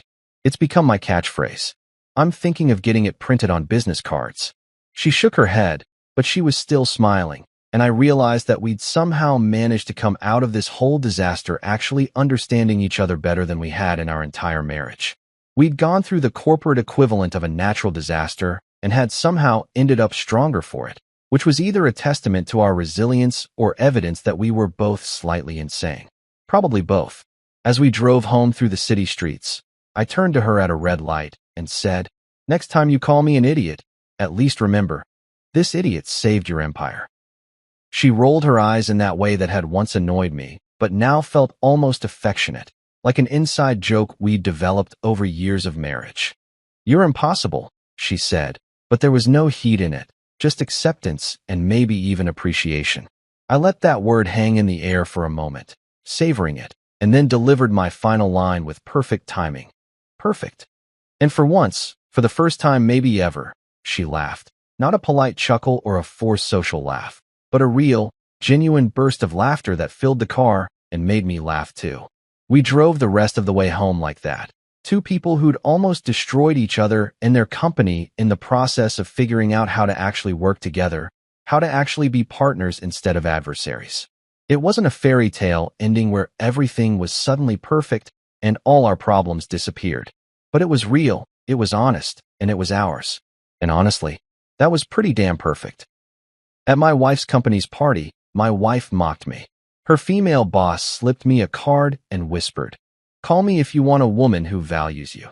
My wife's face when she saw her hand on my shoulder, unforgettable. I should have known the night was doomed the moment Melissa started having a full-blown conversation with her reflection in our bedroom mirror, and honestly, the mirror was getting more attention than I'd gotten all week. She was standing there in her sleek black cocktail dress that probably cost more than my first car, adjusting her diamond earrings with the precision of a surgeon performing open-heart surgery, while I sat on the edge of our bed wondering if I should just start introducing myself to people as Melissa's +1 to save everyone the awkward confusion. Tonight was her night, and she'd made that abundantly clear about 17 times since breakfast. She was a senior researcher at Pharmatech Solutions, some fancy pharmaceutical company that threw an annual gala every year where everyone pretended to care about scientific breakthroughs while actually just networking and getting hammered on free champagne. The whole event was basically LinkedIn come to life, except with better lighting and worse conversations. And me? Well, I was cast in the critically acclaimed role of supportive husband, which is corporate speak for human coat rack who occasionally nods and smiles on command. "Try to blend in tonight, Aaron," Melissa said without even turning away from her mirror, like she was giving instructions to a poorly trained puppy. Her tone had that special quality that made it sound less like a suggestion and more like a threat wrapped in expensive perfume. Sure thing, I replied, straightening my tie that suddenly felt like a noose. Should I also work on my invisibility skills? Or is that something that'll just happen naturally once we walk through those doors? I was aiming for humor, maybe a little laugh to cut through the tension that had been building in our house like smog over Los Angeles. She didn't laugh. Of course she didn't laugh. Melissa had stopped finding me funny approximately around the same time she got promoted to her current position, which coincidentally was also when she started referring to Casual Friday as inappropriate workplace culture. Humor, apparently, didn't fit into her carefully curated executive aura, which was something she'd actually said out loud to me last month without a trace of irony. I'd laughed then too. She hadn't. The ballroom at the Grand Meridian Hotel looked exactly like what would happen if a luxury perfume commercial had a baby with a corporate training video, and that baby grew up to have really expensive taste and no personality. Crystal chandeliers hung from the ceiling like frozen fireworks, casting this weird golden glow over everything that made everyone look either ethereally beautiful or slightly jaundiced, depending on your blood alcohol level. Round tables covered in white linens dotted the space like islands in a sea of polished marble floors, and everywhere you looked, there were people in designer suits and dresses pretending that small talk was an Olympic sport they were all competing in. The second we crossed the threshold into that ballroom, I watched my wife transform right before my eyes, like Clark Kent ducking into a phone booth, except instead of becoming Superman, she became corporate Barbie with a master's degree and an attitude problem. It was honestly impressive how fast she could flip that switch. 1 second she was Melissa, my wife of 7 years who still had that little snort when she laughed really hard. The next second she was Dr.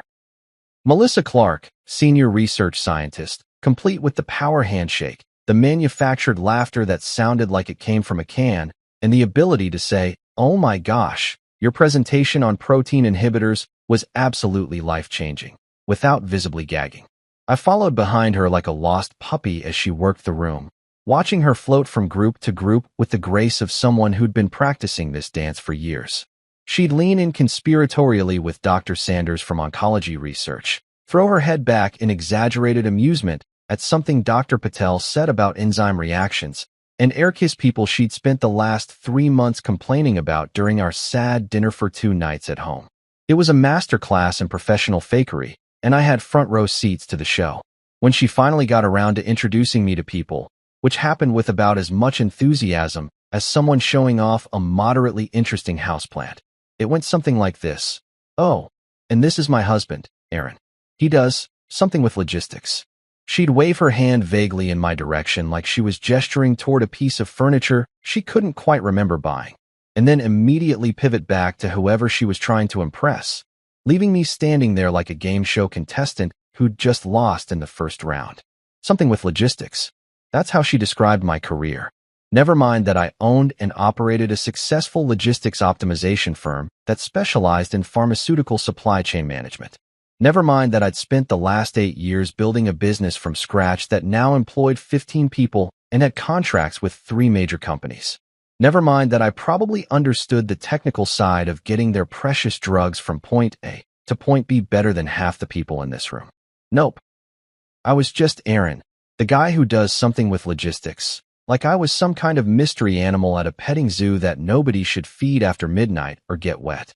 By the third introduction, the pattern had become painfully clear, and I'd come to the sobering realization that I was basically her handbag, except less fashionable and with more feelings that could get hurt. I was an accessory, a prop, a barely sentient piece of arm candy that she'd brought along, because showing up solo to these things apparently sent the wrong message about work-life balance or whatever corporate buzzword was trending this quarter. Every single time I tried to contribute something meaningful to a conversation, something that might remind these people that I had a functioning brain and relevant expertise, Melissa would swoop in like a conversational sniper and take me out with surgical precision. Dr. Perez, this intense-looking guy with salt and pepper hair and glasses that probably cost more than my monthly mortgage, mentioned that they were having supply chain issues with their new drug rollout. My ears perked up because, hey, this was literally what I did for a living. This was my moment.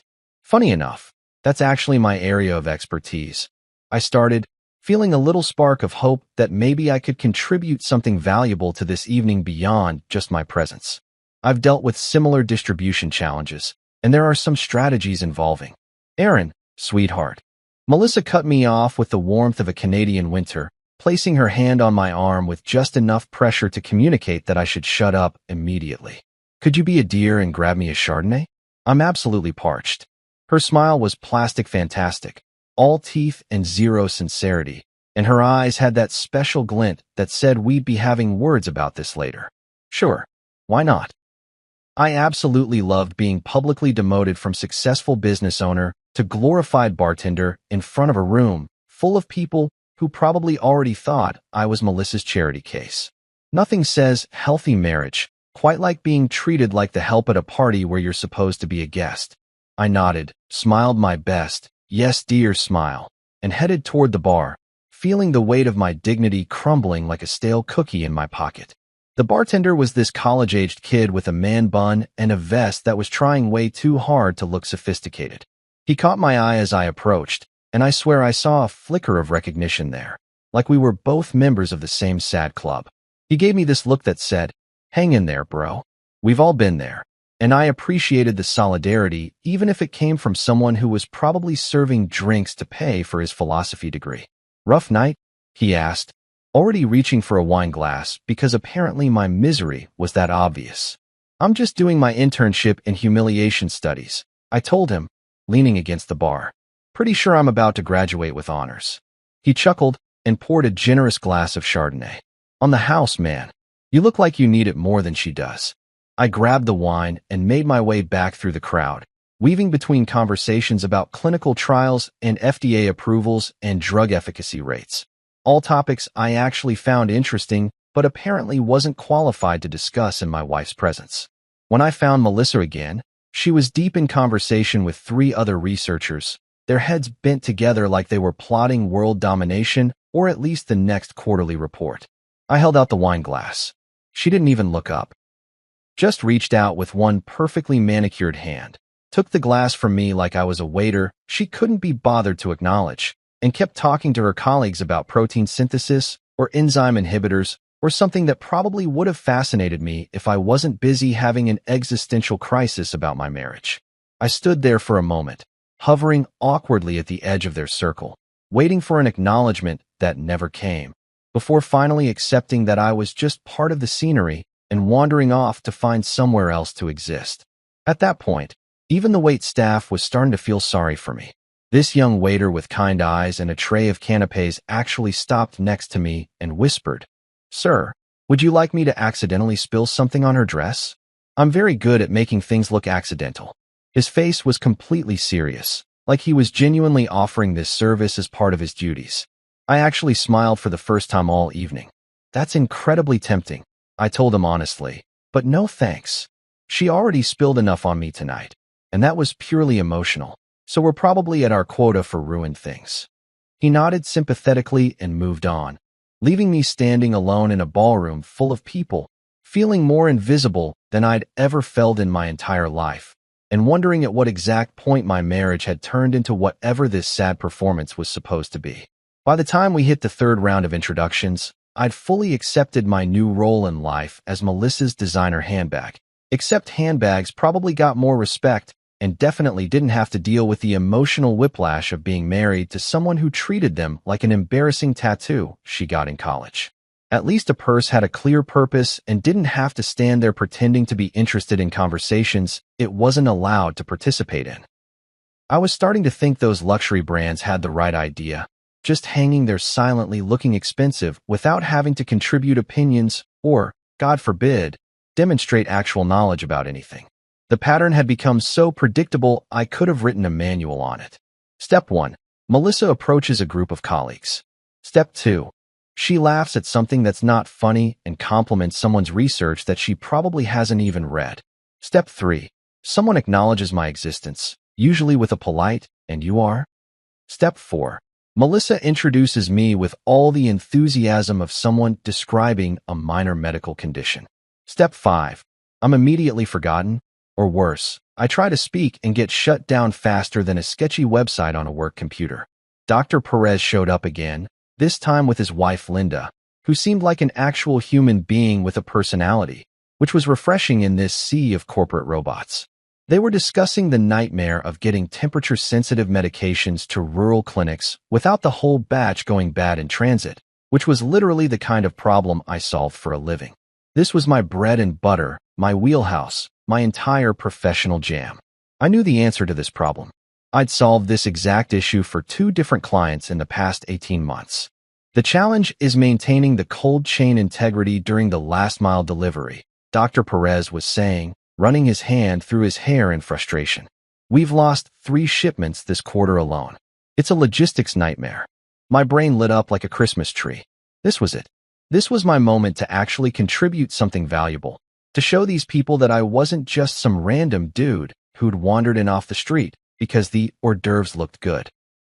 I opened my mouth, ready to explain the innovative IoT temperature monitoring system we'd implemented that solved this exact problem, complete with real-time alerts and automated rerouting protocols.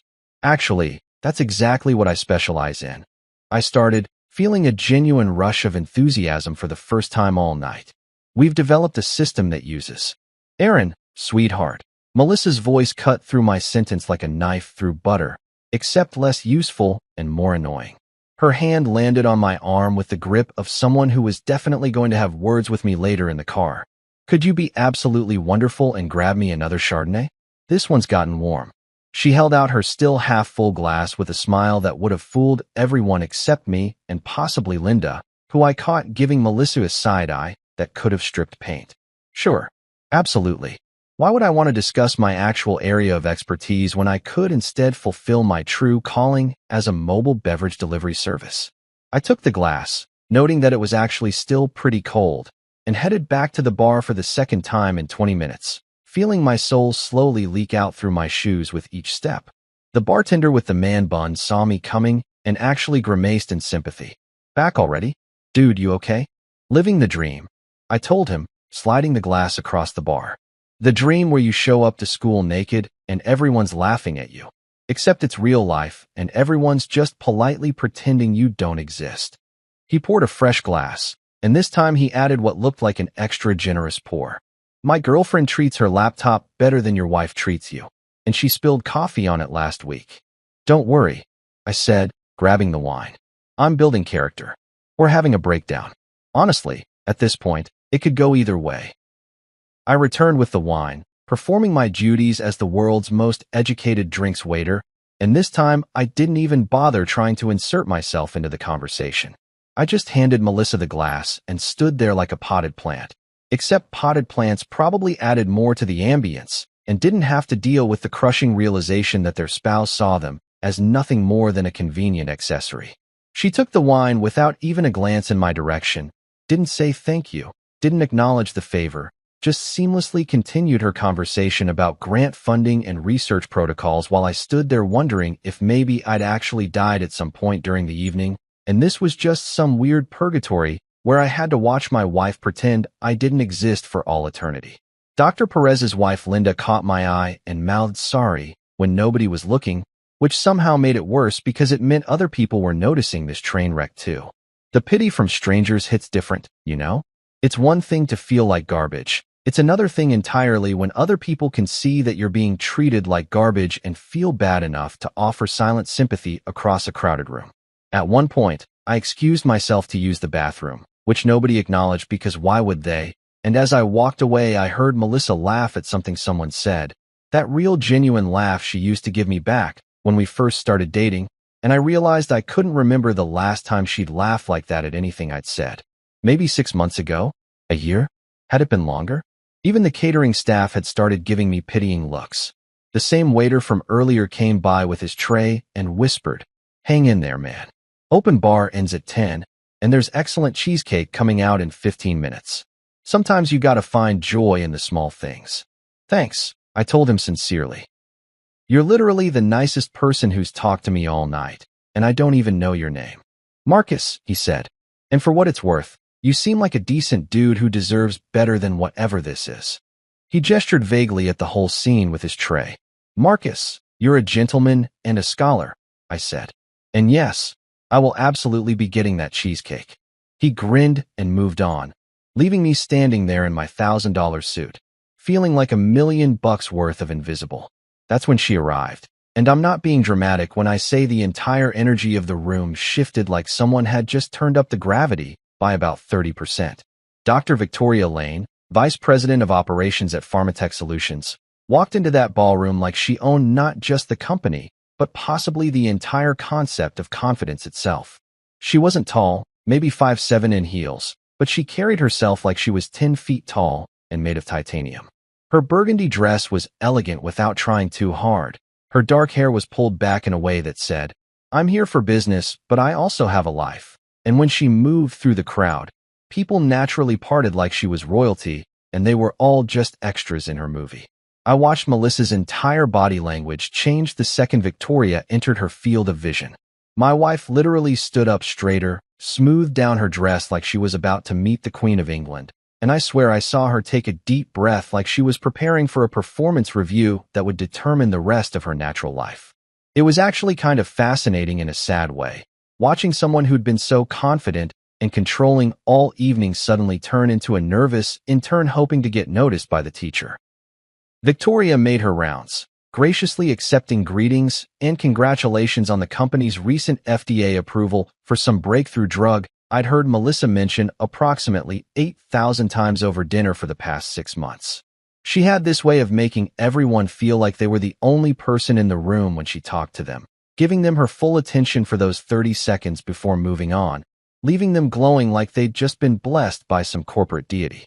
And then she looked at me. Actually looked at me, not through me or past me, or at me like I was a curiosity in a museum, but at me like I was an actual person worth acknowledging.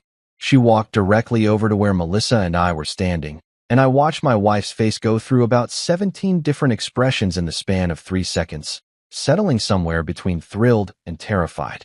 "Melissa, wonderful work on the Phase 3 trials," Victoria said warmly, shaking my wife's hand with genuine appreciation.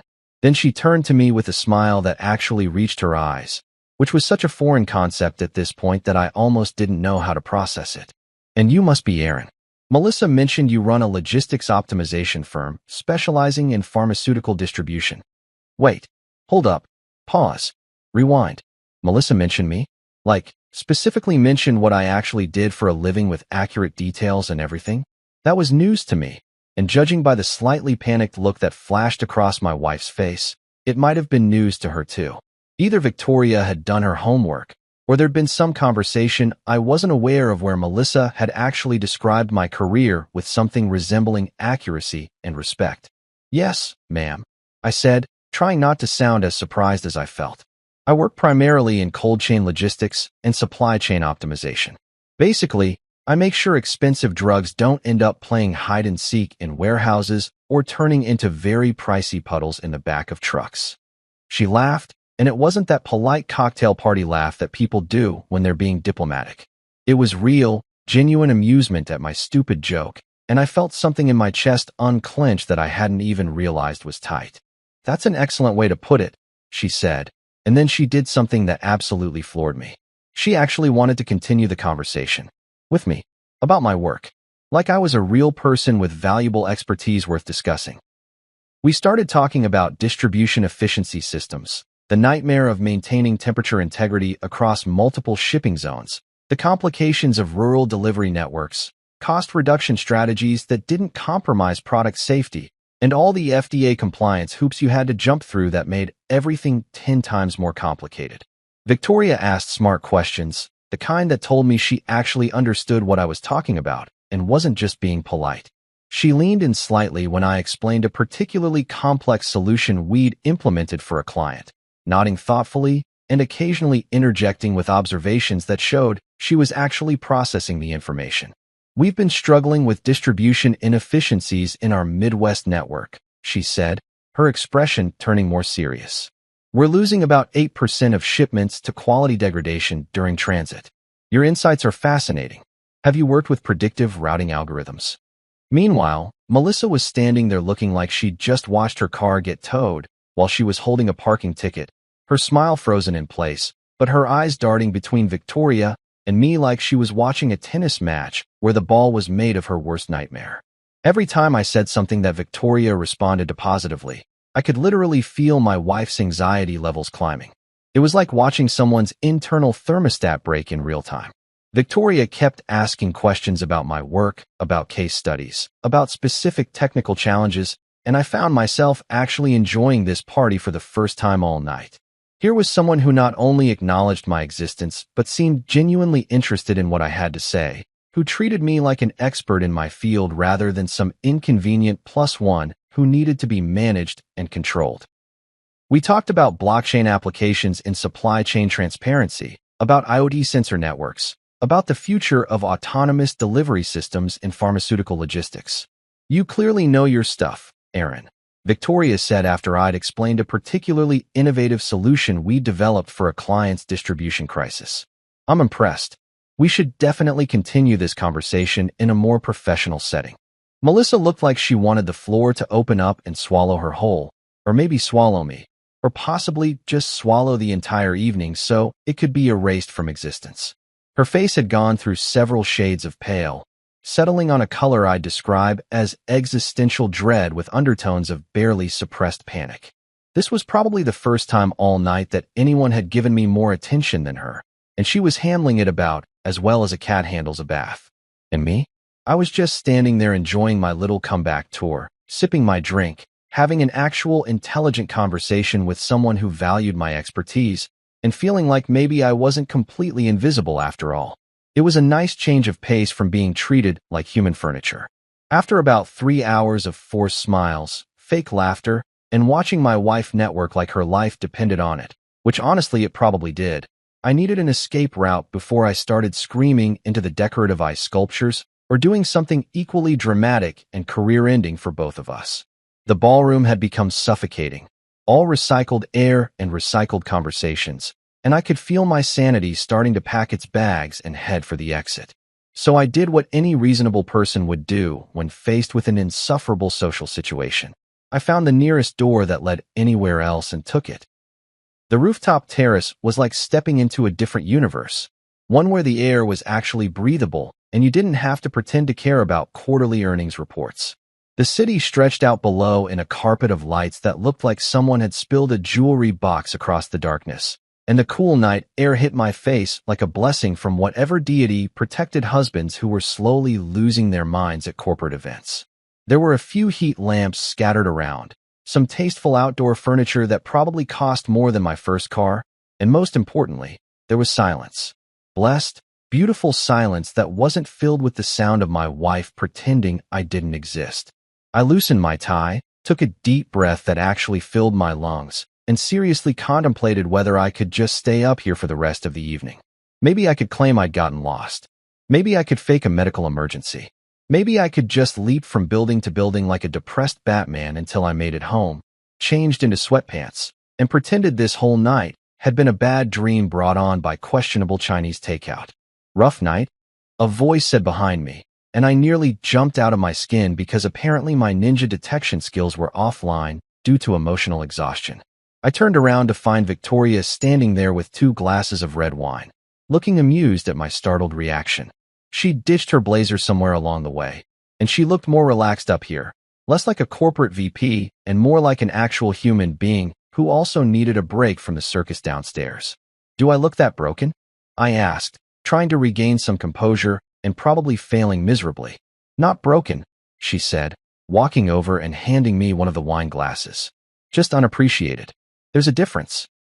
She leaned against the railing next to me, looking out at the city lights with an expression that suggested she'd been to enough of these events to recognize a fellow sufferer when she saw one. We stood there in comfortable silence for a moment, sipping our wine and watching the city pretend to be peaceful below us. It was nice, actually having someone's company without feeling like I needed to perform or prove something or justify my existence. Just 2 people drinking wine and acknowledging that sometimes corporate events were their own special kind of hell. "I've been to about 100 of these things," Victoria said finally, swirling her wine thoughtfully. "And I've gotten pretty good at reading people. You know what I've noticed?" She turned to look at me, and there was something in her expression that was equal parts curious and sympathetic. Melissa talks about everyone's spouse, Dr. Sanders' husband and his vintage car collection that he restores on weekends, Dr. Patel's wife and her art gallery in Soho, even Dr. Kim's partner and their charity work with homeless youth programs. She brags about their accomplishments, uses them as social currency, makes sure everyone knows how impressive her colleagues' families are. She paused, taking a sip of wine, and I had a sinking feeling I knew where this was going. But she never mentions you. Never talks about your business, your achievements, your expertise. In fact, until I specifically asked her about you last month during a board meeting, I didn't even know what you did for a living. Why is that? The question hung in the air between us like smoke, and I felt something uncomfortable twist in my chest because hearing someone else point out what I'd been trying not to acknowledge for months somehow made it more real. I laughed, but it came out bitter and a little broken. Because apparently being successful in logistics isn't sexy enough for her new corporate image. I don't have a gallery or restore vintage cars or run a charity. I just make sure things get from point A to point B without falling apart. And somehow that's not impressive enough to mention at cocktail parties. Victoria's expression shifted to something that looked like genuine anger on my behalf, which was weird because we barely knew each other, and yet here she was, more upset about my treatment than my own wife had been in months. That's ridiculous, she said flatly. Do you know how many companies would kill for someone with your expertise? Do you know how much money you could save an organization like ours? Your work is literally the difference between a successful drug launch and a multi-million-dollar disaster. Try telling my wife that, I said, taking a long drink of wine. Pretty sure she sees me as just another box to check on her perfect life checklist. Husband? Check. House in a good neighborhood? Check.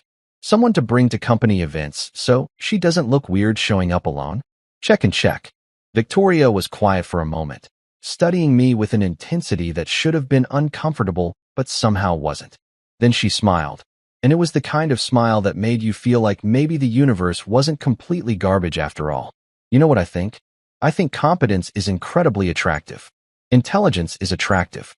Someone who's genuinely good at what they do and doesn't need to brag about it, that's attractive. And anyone who can't see that is an idiot. Before I could process what was probably the nicest thing anyone had said to me in months, she reached into her small clutch and pulled out a business card, pressing it into my hand. Her fingers lingered there for just a second longer than strictly professional, and when she leaned in closer, I could smell her perfume, something subtle and expensive that probably had a French name I couldn't pronounce. Call me if you ever want to work with someone who actually values your expertise, she said quietly, and there was something in her tone that suggested she wasn't just talking about business, though she was definitely talking about business too. And if you ever want to have a conversation with a woman who appreciates what you bring to the table, well, I'm available for that too. Her hand was still on my shoulder, warm and solid and real, and we were standing there in this moment that felt like it belonged in a movie, the kind where the music swells and the city lights twinkle in the background and everything feels charged with possibility. I was very aware of how close she was, how her eyes were locked on mine, how this could very easily turn into something that would complicate my already complicated life in ways I hadn't even begun to consider. And that's exactly when I heard the sound of expensive heels clicking rapidly across the rooftop tiles, followed by a voice that could have frozen nitrogen. Get your hands off my husband. Chapter 5, the meltdown that broke LinkedIn. If you've never seen your wife's face transform from corporate professional to full-blown reality TV meltdown in approximately 0.3 seconds, let me tell you, it's quite the experience. Melissa's expression was this absolutely incredible mixture of pure rage, blind panic, and the kind of jealousy that could probably power a small city if you could figure out how to harness it. Her perfectly applied makeup couldn't hide the fact that she'd gone from, I'm a successful professional, to, I will burn this entire building down faster than you could say hostile work environment. Get your hands off my husband, she screamed. And I'm not exaggerating when I say her voice echoed across that entire rooftop like she was auditioning for a Greek tragedy. The few other people who'd escaped to the terrace for some fresh air immediately whipped out their phones, because of course they did. This was prime social media content, the kind of corporate drama that would be dissected in break rooms and group chats for months to come. I could practically hear someone whisper, "This is better than The Office," from somewhere near the heat lamps. Victoria, to her absolute credit, didn't even flinch. She calmly removed her hand from my shoulder, took a measured sip of her wine like this was just another Tuesday evening, and turned to face Melissa with the kind of composure that comes from years of dealing with difficult situations and people who were actively losing their minds. "Melissa," she said in a tone that was professional and maybe just slightly amused. "We were discussing business. Supply chain optimization, specifically. Perhaps you'd like to join the conversation?" "Oh, sure," Melissa snapped, her voice dripping with so much sarcasm it could have stripped paint off the walls. "Discussing business with your hand on his shoulder? In the dark? On a romantic rooftop? Do you think I'm stupid?" She was advancing on us now, her designer heels clicking against the stone tiles like a countdown to detonation, and I was genuinely concerned she might actually throw hands with her own boss, which would have been spectacular and career-ending in equal measure. "Technically," I said, because apparently my mouth had decided that now was the perfect time to demonstrate my inability to read a room. "This is considered a shoulder-to-shoulder mentoring situation. I'm pretty sure HR has a whole pamphlet about appropriate workplace physical contact, and shoulder touching is on page 3 under generally acceptable in professional contexts." Nobody laughed. Well, nobody except Marcus the waiter, who I could see watching from the doorway with a tray of empty glasses and an expression of absolute delight. He gave me a subtle thumbs up that I appreciated even as I realized I'd probably just made everything exponentially worse. "This is unbelievable," Melissa hissed, and she'd moved past screaming into that deadly quiet anger that's somehow more terrifying. "You're hitting on my husband at a company event? You're my boss. This is sexual harassment. This is abuse of power. This is..." "Footage," Victoria interrupted calmly, gesturing to the security cameras mounted discreetly around the rooftop perimeter that I honestly hadn't even noticed until that exact moment. "There are 3 cameras with audio recording up here, Melissa. Feel free to report this to HR.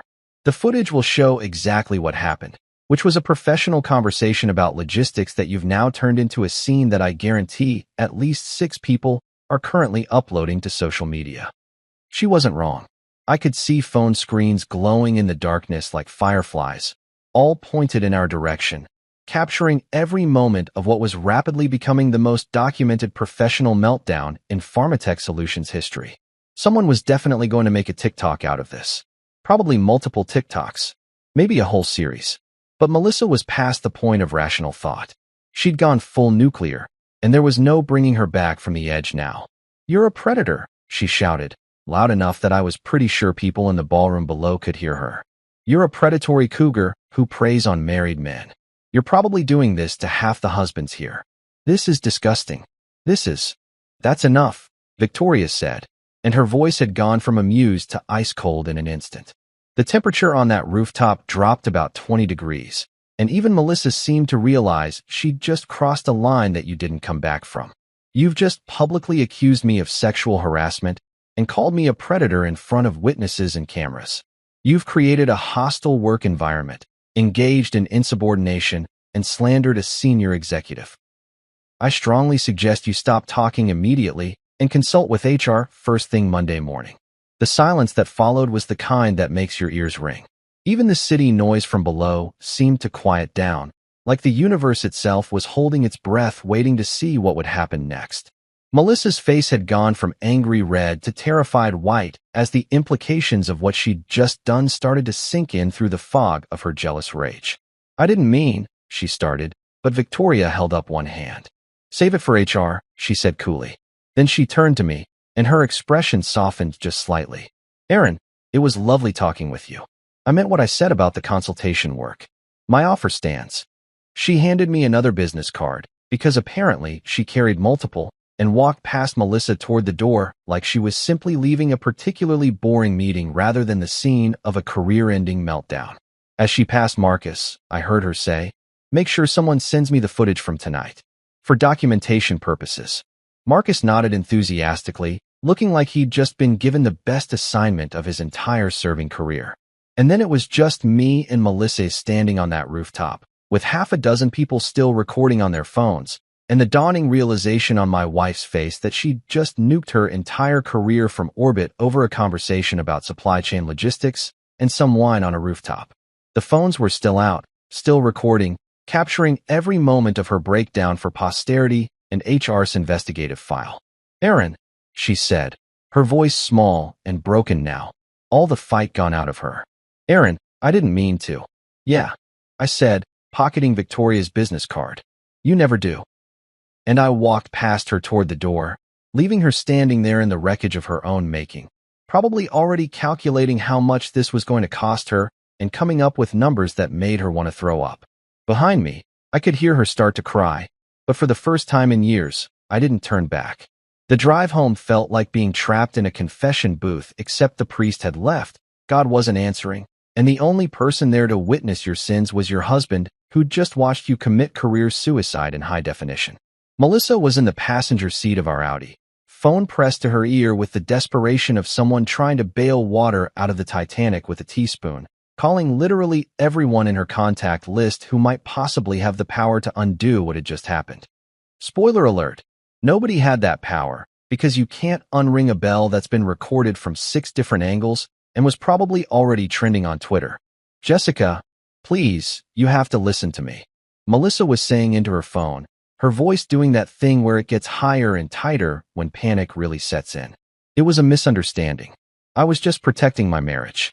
Victoria was being completely inappropriate with my husband, and she paused, listening, and I watched her face crumble in real time as whatever Jessica was saying on the other end clearly wasn't what she wanted to hear.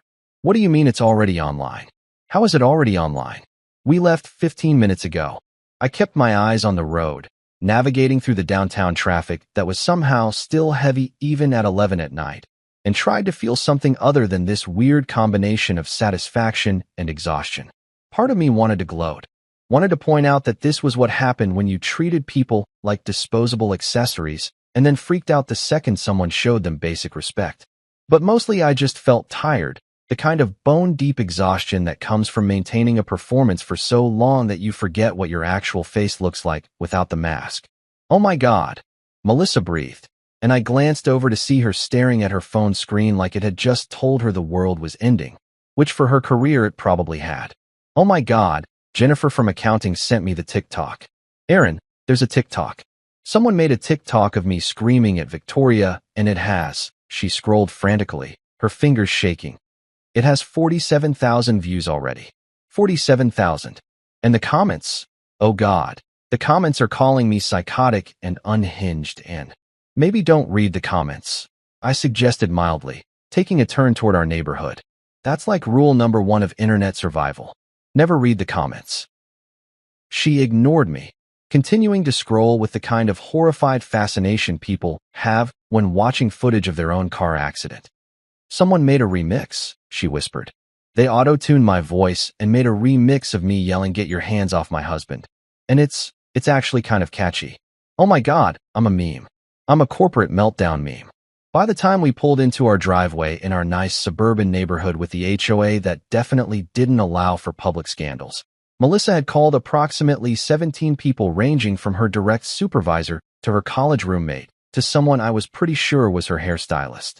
Each call had ended with some variation of, "Oh my God, it's already online," followed by the soul-crushing realization that yes, it was very much already online, and no, there was no delete button for viral corporate meltdowns. She sat in the car for a moment after I turned off the engine, staring at her phone like it might spontaneously combust, which honestly would have probably been a mercy at this point. The glow from the screen lit up her face in the darkness, and I could see the exact moment another wave of panic hit when she presumably saw another notification or comment or share or whatever metric of public humiliation was currently climbing. "Aaron," she said finally, turning to me with eyes that were red from crying and probably from staring at a screen for 30 minutes straight. "Aaron, please. You have to help me. You have to talk to Victoria for me. Tell her it was all a misunderstanding. Tell her I was just emotional and I didn't mean any of it. Tell her. Tell her what exactly?" I interrupted, and I was genuinely curious what spin she thought could possibly salvage this situation. "Tell her that you didn't mean it when you called her a predatory cougar in front of half the company and multiple recording devices? Tell her you didn't mean it when you accused your boss of sexual harassment based on absolutely nothing? Which part didn't you mean, Melissa? I saw her touching you, and I saw the way she was looking at you, and She made this helpless gesture with her hands like she was trying to physically grasp an explanation that made sense. You're my husband. Mine. And she was standing there acting like she had some right to you. Like she could just have a professional conversation with me. I finished. Treat me like I had valuable expertise. Acknowledge that I exist and have thoughts worth listening to. Yeah, I can see how that would be threatening considering you've spent the entire evening pretending I was just a mobile drink dispenser. She flinched like I'd slapped her, and maybe I should have felt bad about that, but I really didn't. That's not fair, she said weakly. I was networking. I was trying to make connections and maintain my professional image and I was an inconvenience to that image, I said flatly. I get it. The problem is, you got so wrapped up in maintaining your perfect corporate persona that you forgot I'm an actual person, and when someone else remembered that fact, you lost your mind and nuked your career on a rooftop in front of God and TikTok. We sat there in silence for a moment, and I could hear her phone buzzing continuously with what I assumed were notifications, messages, calls from people who'd seen the footage. The suburban night was quiet around us. All our neighbors probably asleep, or at least pretending to be, unaware that the couple in the colonial with the nice lawn was currently sitting in their driveway, having the kind of conversation that typically preceded major life changes. Should I also explain to Victoria why you called your boss a cougar in 4K resolution? I asked, because apparently I wasn't done yet. Because I'm pretty sure that's the kind of thing that HR tends to frown upon. Actually, I'm not pretty sure. I'm absolutely certain, because I may just do something with logistics, but even I know that publicly slandering your superior is generally considered a career-limiting move. This isn't funny, Aaron, she said, and her voice cracked on my name. You're absolutely right. I agreed, opening my car door. It's not funny at all. It's hilarious. You finally noticed me tonight, Melissa. After months of treating me like I was invisible, you finally saw me. But the only reason you noticed is because your career is currently on fire and you need me to be your emergency extinguisher. That's not really the heartwarming marriage moment you seem to think it is. I got out of the car and headed toward our front door, leaving her sitting there in the passenger seat, phone still glowing in the darkness, probably refreshing her social media to watch the view count climb on her public humiliation. Behind me, I heard her car door open and her heels on the driveway, but I didn't turn around. Some fires you just had to let burn. 3 days after what was now being referred to on corporate Twitter as the Pharmatech rooftop incident, complete with its own hashtag and several meme accounts, I got an email from Victoria Lane's executive assistant requesting a meeting at Pharmatech headquarters. I stared at that email for a solid 10 minutes, reading and rereading it like the words might rearrange themselves into something that made more sense or was less terrifying, trying to figure out if this was a good thing or if I was about to be dragged into the HR nightmare that Melissa had created like collateral damage in her personal disaster movie. Melissa, for her part, had spent the last 72 hours locked in our home office, alternating between crying, refreshing her social media feeds, and having increasingly desperate phone conversations with people who could maybe possibly help her salvage what was left of her career. Spoiler alert. There wasn't much left to salvage.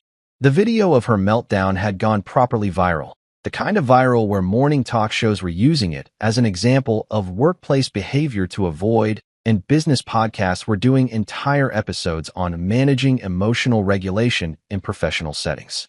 Someone had even made a remix that was climbing the Spotify comedy charts, which was both impressive and deeply sad. I didn't tell her about Victoria's meeting request, partly because I genuinely didn't know what it was about and didn't want to give her false hope or send her into another spiral, and partly because I was still processing my own complicated feelings about the whole situation. Was I supposed to feel guilty that my wife's career had imploded? Was I supposed to feel vindicated that someone had finally seen value in me? Was I allowed to be excited about a potential business opportunity, even though it came from the woman my wife had publicly accused of being a predator? The emotional calculus was exhausting, and I was running low on the energy required to care about anyone's feelings except my own. So on Thursday morning, I put on my best suit, the charcoal gray one that made me look like I actually knew what I was doing, and drove downtown to the Pharmatech Solutions building, which was one of those modern glass towers that looked like it had been designed by someone who really believed in the power of natural light and expensive architecture. The lobby alone probably cost more than my entire house, all marble and steel and abstract art that I was pretty sure was supposed to mean something profound, but mostly just looked like someone had sneezed paint onto a canvas and called it genius. Victoria's assistant, a sharp-looking woman in her 30s named Caroline who had the kind of efficiency that suggested she could probably run a small country in her spare time, greeted me with a professional smile and escorted me up to the executive floor. The elevator ride felt like it took approximately 17 years, and I spent the entire time wondering if I should have rehearsed what I was going to say, or prepared some kind of statement, or maybe just fake my own death and move to Canada. Victoria's office was exactly what you'd expect from someone at her level. Corner office with floor-to-ceiling windows overlooking the city, furniture that cost more than most people's cars, and that particular smell of success that's part expensive leather and part intimidation. She was sitting behind a mahogany desk that looked like it could double as a small aircraft carrier, typing something on her computer, and when I walked in she looked up and smiled like I was an actual appointment she'd been looking forward to rather than an obligation or a problem to be managed. "Aaron," she said warmly, standing up and coming around the desk to shake my hand. "Thank you for coming. I hope the request wasn't too sudden." She was dressed in a navy power suit that probably cost more than my monthly mortgage, and she looked every inch the executive VP, but her smile was genuine and her handshake was firm without being aggressive. "Please sit." I sat in one of the leather chairs across from her desk, trying to look casual and probably failing spectacularly, and waited for her to explain why I was here. Was this about the rooftop incident? Was I going to be asked to make some kind of statement? Was this actually a trap and I was about to be served with papers for something I didn't even know I'd done? Victoria sat down across from me, not behind her desk, which would have been the power move, but in the other chair, so we were more or less on the same level, and she slid a folder across the small table between us. "I'm going to be direct because I think you appreciate directness," she said. "This is a proposal for a 3-year consulting contract with Pharmatech Solutions. Full logistics overhaul of our distribution network, with your firm as the lead consultant. We're talking comprehensive supply chain optimization, cold chain integrity improvements, predictive routing implementation, the works." I opened the folder, my hands shaking slightly because this was not at all what I'd been expecting, and started reading through the terms. And then I saw the numbers, the actual dollar amounts. And I had to read them 3 times because surely there was a decimal point in the wrong place, or maybe I'd suddenly developed dyslexia, or possibly I was having a stroke. "This can't be right," I said, looking up at her. "These numbers are accurate," she finished. "That's what your expertise is worth, Aaron. That's what solving our distribution problems is worth. We're currently losing somewhere between $8 and $12 million annually to inefficiencies, spoilage, and distribution failures. If you can cut that by even 50%, you'll have paid for yourself 3 times over in the first year alone." I sat back in my chair, trying to process what was happening.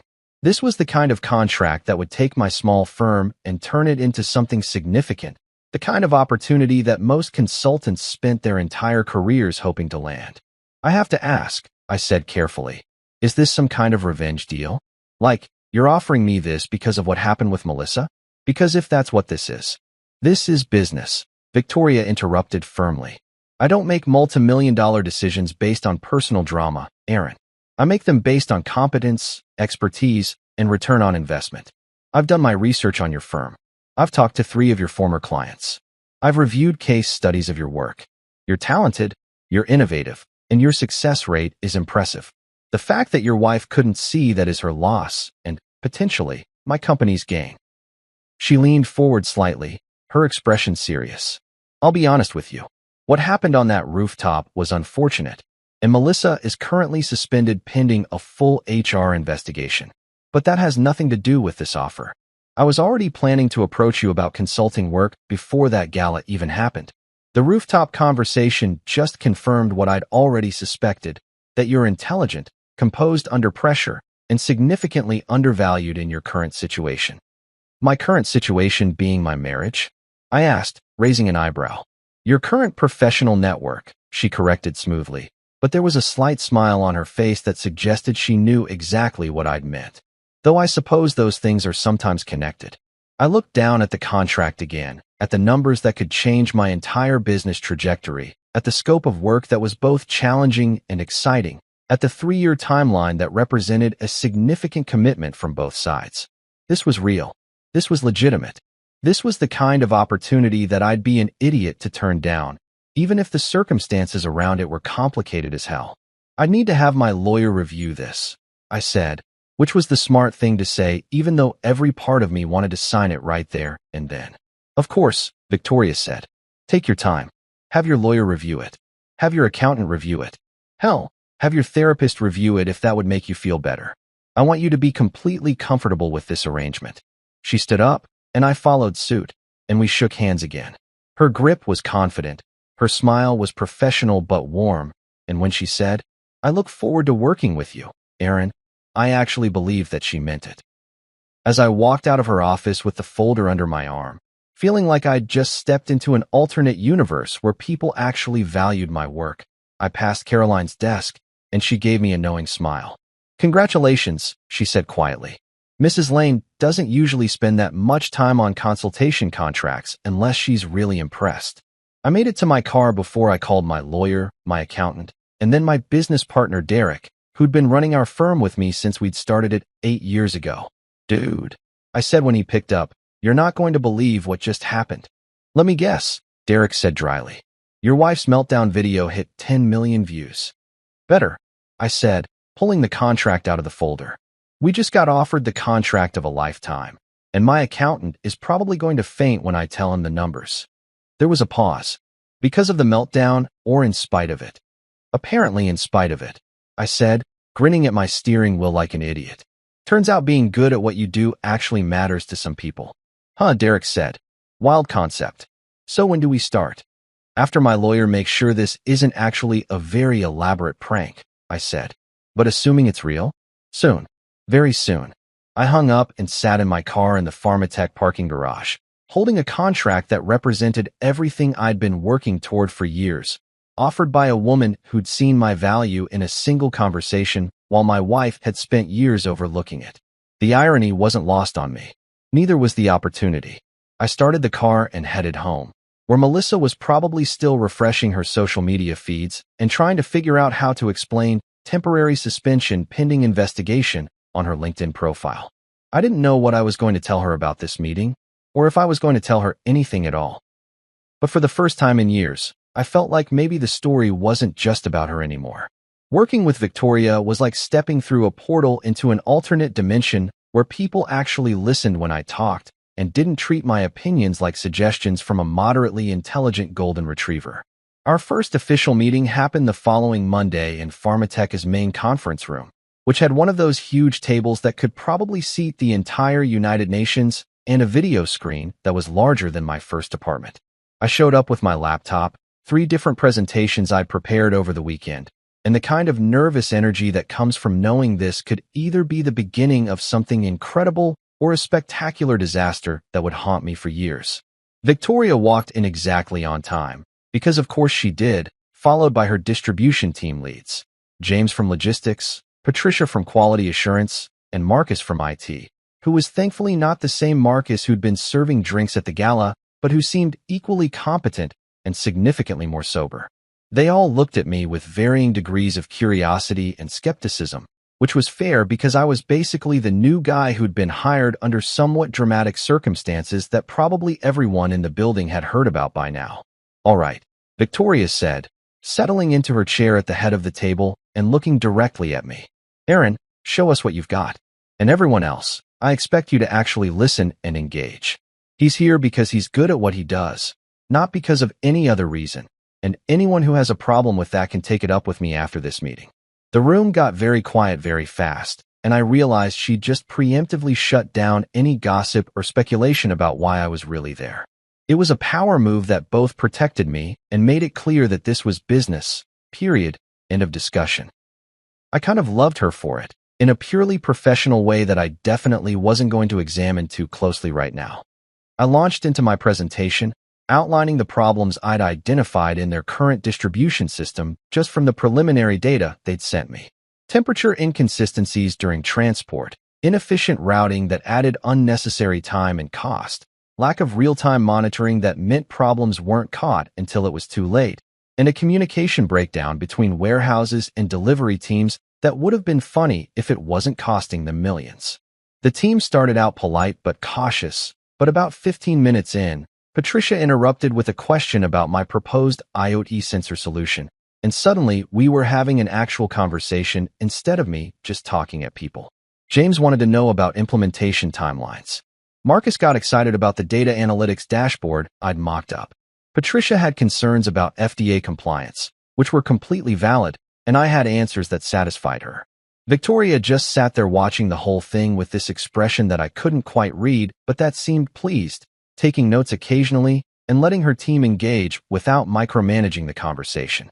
By the time we wrapped up 2 hours later, we'd mapped out a preliminary implementation strategy, identified the highest priority problems to tackle first, and scheduled follow-up meetings with each department. James actually shook my hand and said, "This is good work, man. Really good work." Patricia nodded approvingly and told me she looked forward to our next meeting. Even Marcus, who'd been the most skeptical at the start, admitted that my technical approach was solid. As everyone filed out, Victoria hung back, and when the door closed behind the last person, she turned to me with a smile that was part professional pride and part something else I definitely wasn't going to think about right now. "That was impressive," she said simply. "You handled their questions perfectly, you addressed their concerns without being defensive, and you got buy-in from a team that typically resists any kind of change. Well done." "Thanks," I said, feeling genuinely good about myself for the first time in months. "Your team is sharp. They asked the right questions." "They did," she agreed. "Because I hire smart people." Speaking of which, she moved a little closer, and I was suddenly very aware that we were alone in this conference room with its glass walls that anyone could see through, but nobody could hear through. "How are you holding up?" "With everything." She didn't have to specify what everything meant. We both knew she was talking about Melissa, the suspension, the ongoing HR investigation, the viral videos that were still making rounds on social media. My home life had essentially become a disaster zone where my wife oscillated between blaming me for not defending her and begging me to somehow fix things, neither of which I was particularly interested in doing. "I'm managing," I said honestly. "It's complicated. But this," I gestured at the conference room, the presentation materials, the whole situation. "This is good. This is really good. It reminds me that I'm actually good at something, which is a feeling I'd kind of forgotten about." Victoria's expression softened, and she reached out and touched my arm, just briefly, professionally, but with genuine warmth. "You're more than good at something, Aaron. You're excellent. And I don't just mean professionally, though that's certainly true." She paused, seeming to choose her words carefully. "I know this is a complicated situation. I know there are boundaries we need to maintain, but I want you to know that I see you. Not as Melissa's husband, not as a consolation prize or a revenge plot, or whatever people might be saying.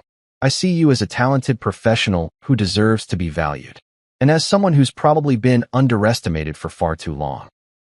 There was something in her voice that suggested she wasn't just talking about my professional life anymore, and I felt something shift in the air between us, something charged and complicated and potentially dangerous if we weren't careful. But before either of us could say anything else, her phone buzzed with what was apparently an urgent message, and the moment passed. "I have a board meeting," she said with a slight grimace. "But same time next week? And Aaron," she smiled as she gathered her things, "I don't mix business with pleasure as a general rule.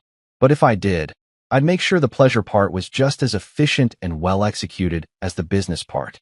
She walked out, leaving me standing there in that conference room, wondering if she'd just flirted with me or given me a performance review or possibly both, and realizing that for the first time in my marriage, I was actually thinking about what it would be like to be with someone who saw me as an equal rather than an accessory.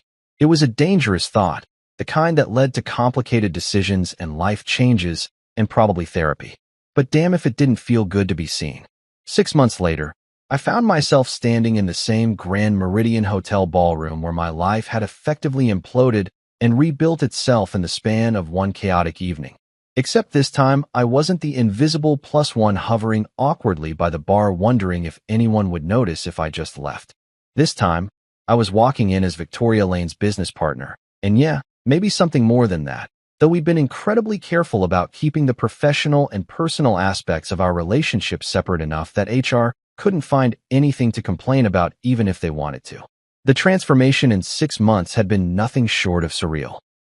My firm had gone from a respectable but small operation to landing 3 major contracts off the back of the pharmatech success story, which had already saved them over $12 million and was being used as a case study in supply chain optimization that industry publications were actually writing articles about.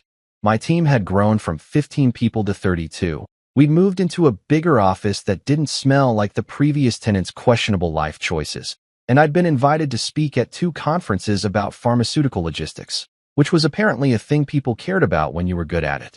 Melissa, on the other hand, had been officially terminated from Pharmatech after the HR investigation concluded that she'd created a hostile work environment, engaged in insubordination, and publicly slandered a senior executive with absolutely no evidence to support her claims. The viral video hadn't helped her case, obviously, and neither had the fact that 3 other employees came forward during the investigation to report that she'd been increasingly difficult to work with over the past year. She'd eventually landed a position at some pharmaceutical research facility in Wisconsin, which she described to her mother as a strategic lateral move, but which everyone else understood to be a massive demotion to a place where her main colleagues were probably going to be cornfields and regret. We were separated now, officially, with divorce papers that had been filed 2 months ago and were currently working their way through the legal system at the speed of bureaucracy, which is to say glacially slow but inevitably final. She'd moved out of our house and into an apartment near her new job, taking half the furniture and all of her wounded pride with her. The last conversation we'd had was about dividing up the wedding china, which she'd insisted she wanted even though neither of us had used it in 5 years, and which I'd happily given her because, honestly, good riddance to both the plates and the marriage they represented. Tonight's gala was Pharmatech's annual event again, a full year after the rooftop incident that had launched 1,000 memes, and the energy in the room was completely different from my perspective. Victoria and I arrived together, which raised exactly 0 eyebrows because everyone knew we'd been working closely together and, after 6 months of respectful distance and careful professionalism, we'd finally decided that we were both adults who could make our own decisions about our personal lives without requiring permission from the court of public opinion. She looked stunning in an emerald green dress that probably cost more than my first car, but was somehow understated enough to be elegant rather than showy. And when we walked in together, people actually greeted me by name. Not Melissa's husband, or, that guy from the video, but Aaron Clark, the logistics consultant, or Aaron, great to see you again. It was a weird feeling, being recognized for my own accomplishments rather than as someone's accessory, and I was still getting used to it in the same way you get used to sunlight after living in a cave for too long. Dr. Perez spotted us almost immediately and came over with his wife Linda, who'd apparently become something of a friend over the past few months. Aaron, Victoria, glad you both could make it, he said, shaking my hand enthusiastically. I was just telling Linda about how your routing optimization saved our Midwest distribution network. We haven't lost a single temperature-sensitive shipment in 4 months. For months. That's unheard of. That's what happens when you actually implement proper monitoring systems instead of hoping for the best and praying to the logistics gods, I said with a grin, and Linda laughed. I have to say, Linda added, glancing between Victoria and me with an expression that was knowing but kind. You two make a much better team than some other combinations we've seen at these events.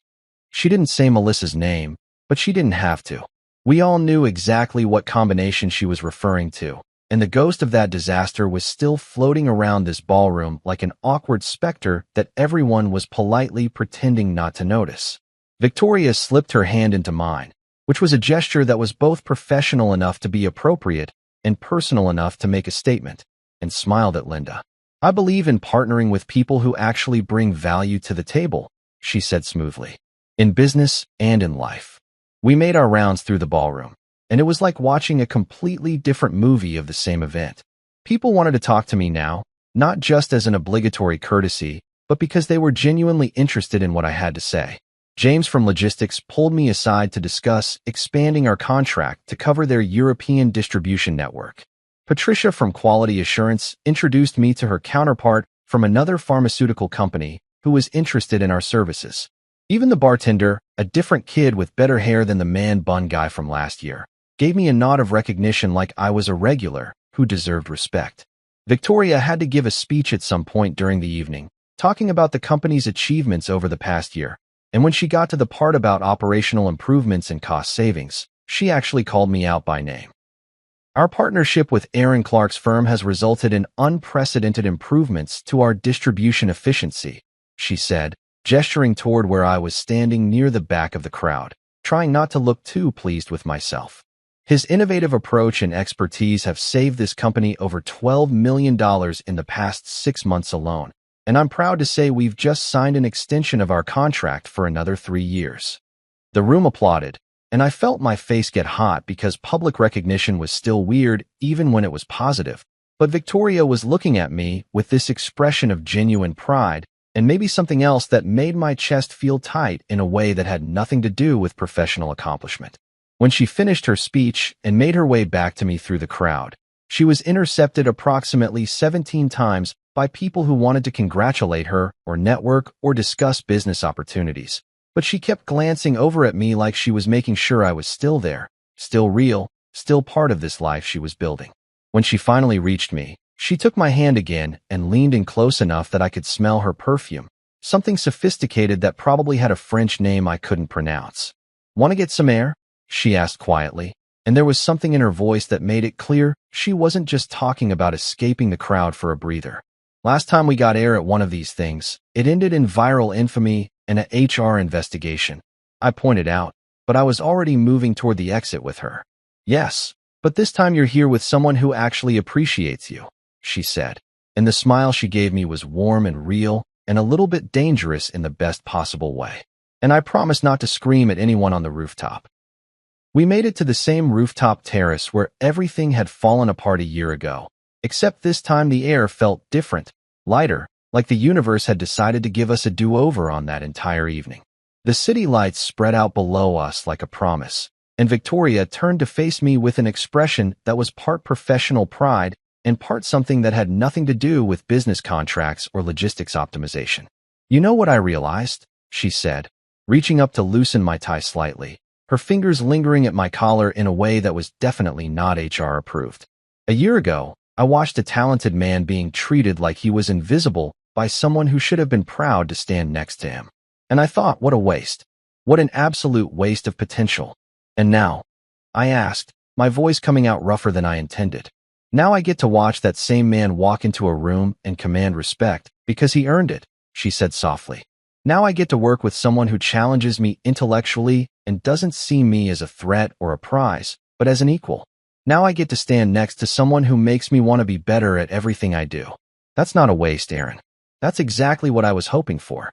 She kissed me then, right there on the rooftop where everything had imploded a year ago, and it felt like closing one chapter and opening another, like the universe was writing a better story and we were finally getting the good parts. Somewhere below us, the gala continued. People networked and made deals and pretended to care about things they didn't really care about. But up here, in the cool night air with the city lights spread out like stars, I was exactly where I was supposed to be. When someone asked me later that evening if I missed my old life, I said, "Not even a little bit." Turns out being respected is incredibly addicting, and I'm not interested in going back to being anyone's accessory ever again. Exactly 1 year after the chaos, Victoria and I returned to the Grand Meridian Ballroom for what had become Pharmatech's biggest annual event yet, and this time we weren't just attending as business partners who happened to be dating. We were there celebrating the announcement of a new joint venture between Pharmatech and my firm, a partnership that was being hailed as innovative and forward-thinking and all those other buzzwords that corporate people love to throw around when something is actually working. The contract was worth enough money that my accountant had actually called me 3 times to make sure I hadn't accidentally added extra zeros, and when I assured him the numbers were correct, he'd gone silent for a solid 30 seconds before saying, "Holy shit," in a tone of reverent disbelief. The ballroom was packed with industry leaders, investors, journalists from pharmaceutical trade publications, and basically everyone who was anyone in the world of drug manufacturing and distribution. There was a photo shoot scheduled, interviews lined up, and a whole media package that Victoria's PR team had coordinated with the precision of a military operation. I was wearing a custom suit that actually fit properly. Victoria was in a stunning black dress that somehow managed to be both professional and devastating, and we were both running on adrenaline and expensive coffee. Victoria raised her champagne glass during the toast, standing at the front of the room with the kind of confidence that came from knowing you'd made all the right moves and won the game. "To valuable partnerships," she said, her eyes finding mine in the crowd, and there was a warmth in her gaze that had nothing to do with business and everything to do with the fact that we'd built something real together, both professionally and personally. "To recognizing potential before the rest of the world catches on. To women who notice talent when they see it," I added, raising my own glass. "And to men who were smart enough to take the opportunities they were offered, even when those opportunities came wrapped in complicated circumstances and viral videos." The room laughed, because by now the rooftop incident had become something of a legend in pharmaceutical industry circles, the kind of story people told at conferences about how drama and opportunity sometimes showed up at the same time. Someone had even made a case study out of it for a business school class about crisis management and professional pivots, which was both hilarious and slightly horrifying. We posed for photos together, Victoria's hand resting comfortably on my back, my arm around her waist, both of us smiling like people who'd figured out how to build something good from the wreckage of something that had been slowly dying for years. The photographers loved us, apparently, because we had chemistry and authenticity, and looked like a pharmaceutical power couple from a movie about corporate success stories with romantic subplots. As we stood there with camera flashes going off like small supernovas, I found myself thinking about that night a year ago when I'd stood in this same ballroom, feeling invisible and wondering when my marriage had turned into a performance piece where I played the role of human furniture. I thought about Melissa's face when she'd seen Victoria talking to me on the rooftop, that mixture of jealousy and panic and rage that had burned her entire career to the ground in about 30 seconds. I thought about the car ride home, her desperate phone calls, the way she'd looked at me like I was supposed to fix everything she'd broken. And then I thought about her face now, wherever she was in Wisconsin, probably scrolling through social media and seeing these photos, reading these press releases, watching me succeed in ways she'd never thought I could. I wondered if she felt regret, if she understood what she'd lost, if she'd finally figured out that treating people like accessories eventually meant they stopped wanting to be part of your collection. My phone buzzed in my pocket during a brief break between photo sessions, and I pulled it out to see a text message from a number I hadn't heard from in months, but still had saved in my contacts. Melissa. Of course it was Melissa. The universe had a sense of dramatic timing that would have been impressive if it wasn't so predictable. The message said, "I saw the announcement. Congratulations. I hope you're happy." I stared at that text for a long moment, reading the words and trying to figure out if there was genuine well-wishing in them, or if this was just another attempt to insert herself into my life, to remind me that she existed, to maybe open a door that I'd firmly closed and locked, and possibly set on fire for good measure. Victoria noticed me looking at my phone and raised an eyebrow in question, and I showed her the screen. She read it, her expression neutral, and then looked at me with those sharp eyes that never missed anything. "Are you going to respond?" she asked, and there was no judgment in her voice, just genuine curiosity about what I was going to do. I thought about it for maybe 3 seconds, which was probably 2 seconds longer than the message deserved. Then I deleted it without responding, slipped my phone back into my pocket, and took Victoria's hand. "No," I said simply. "I don't think I am. Because happiness doesn't need validation.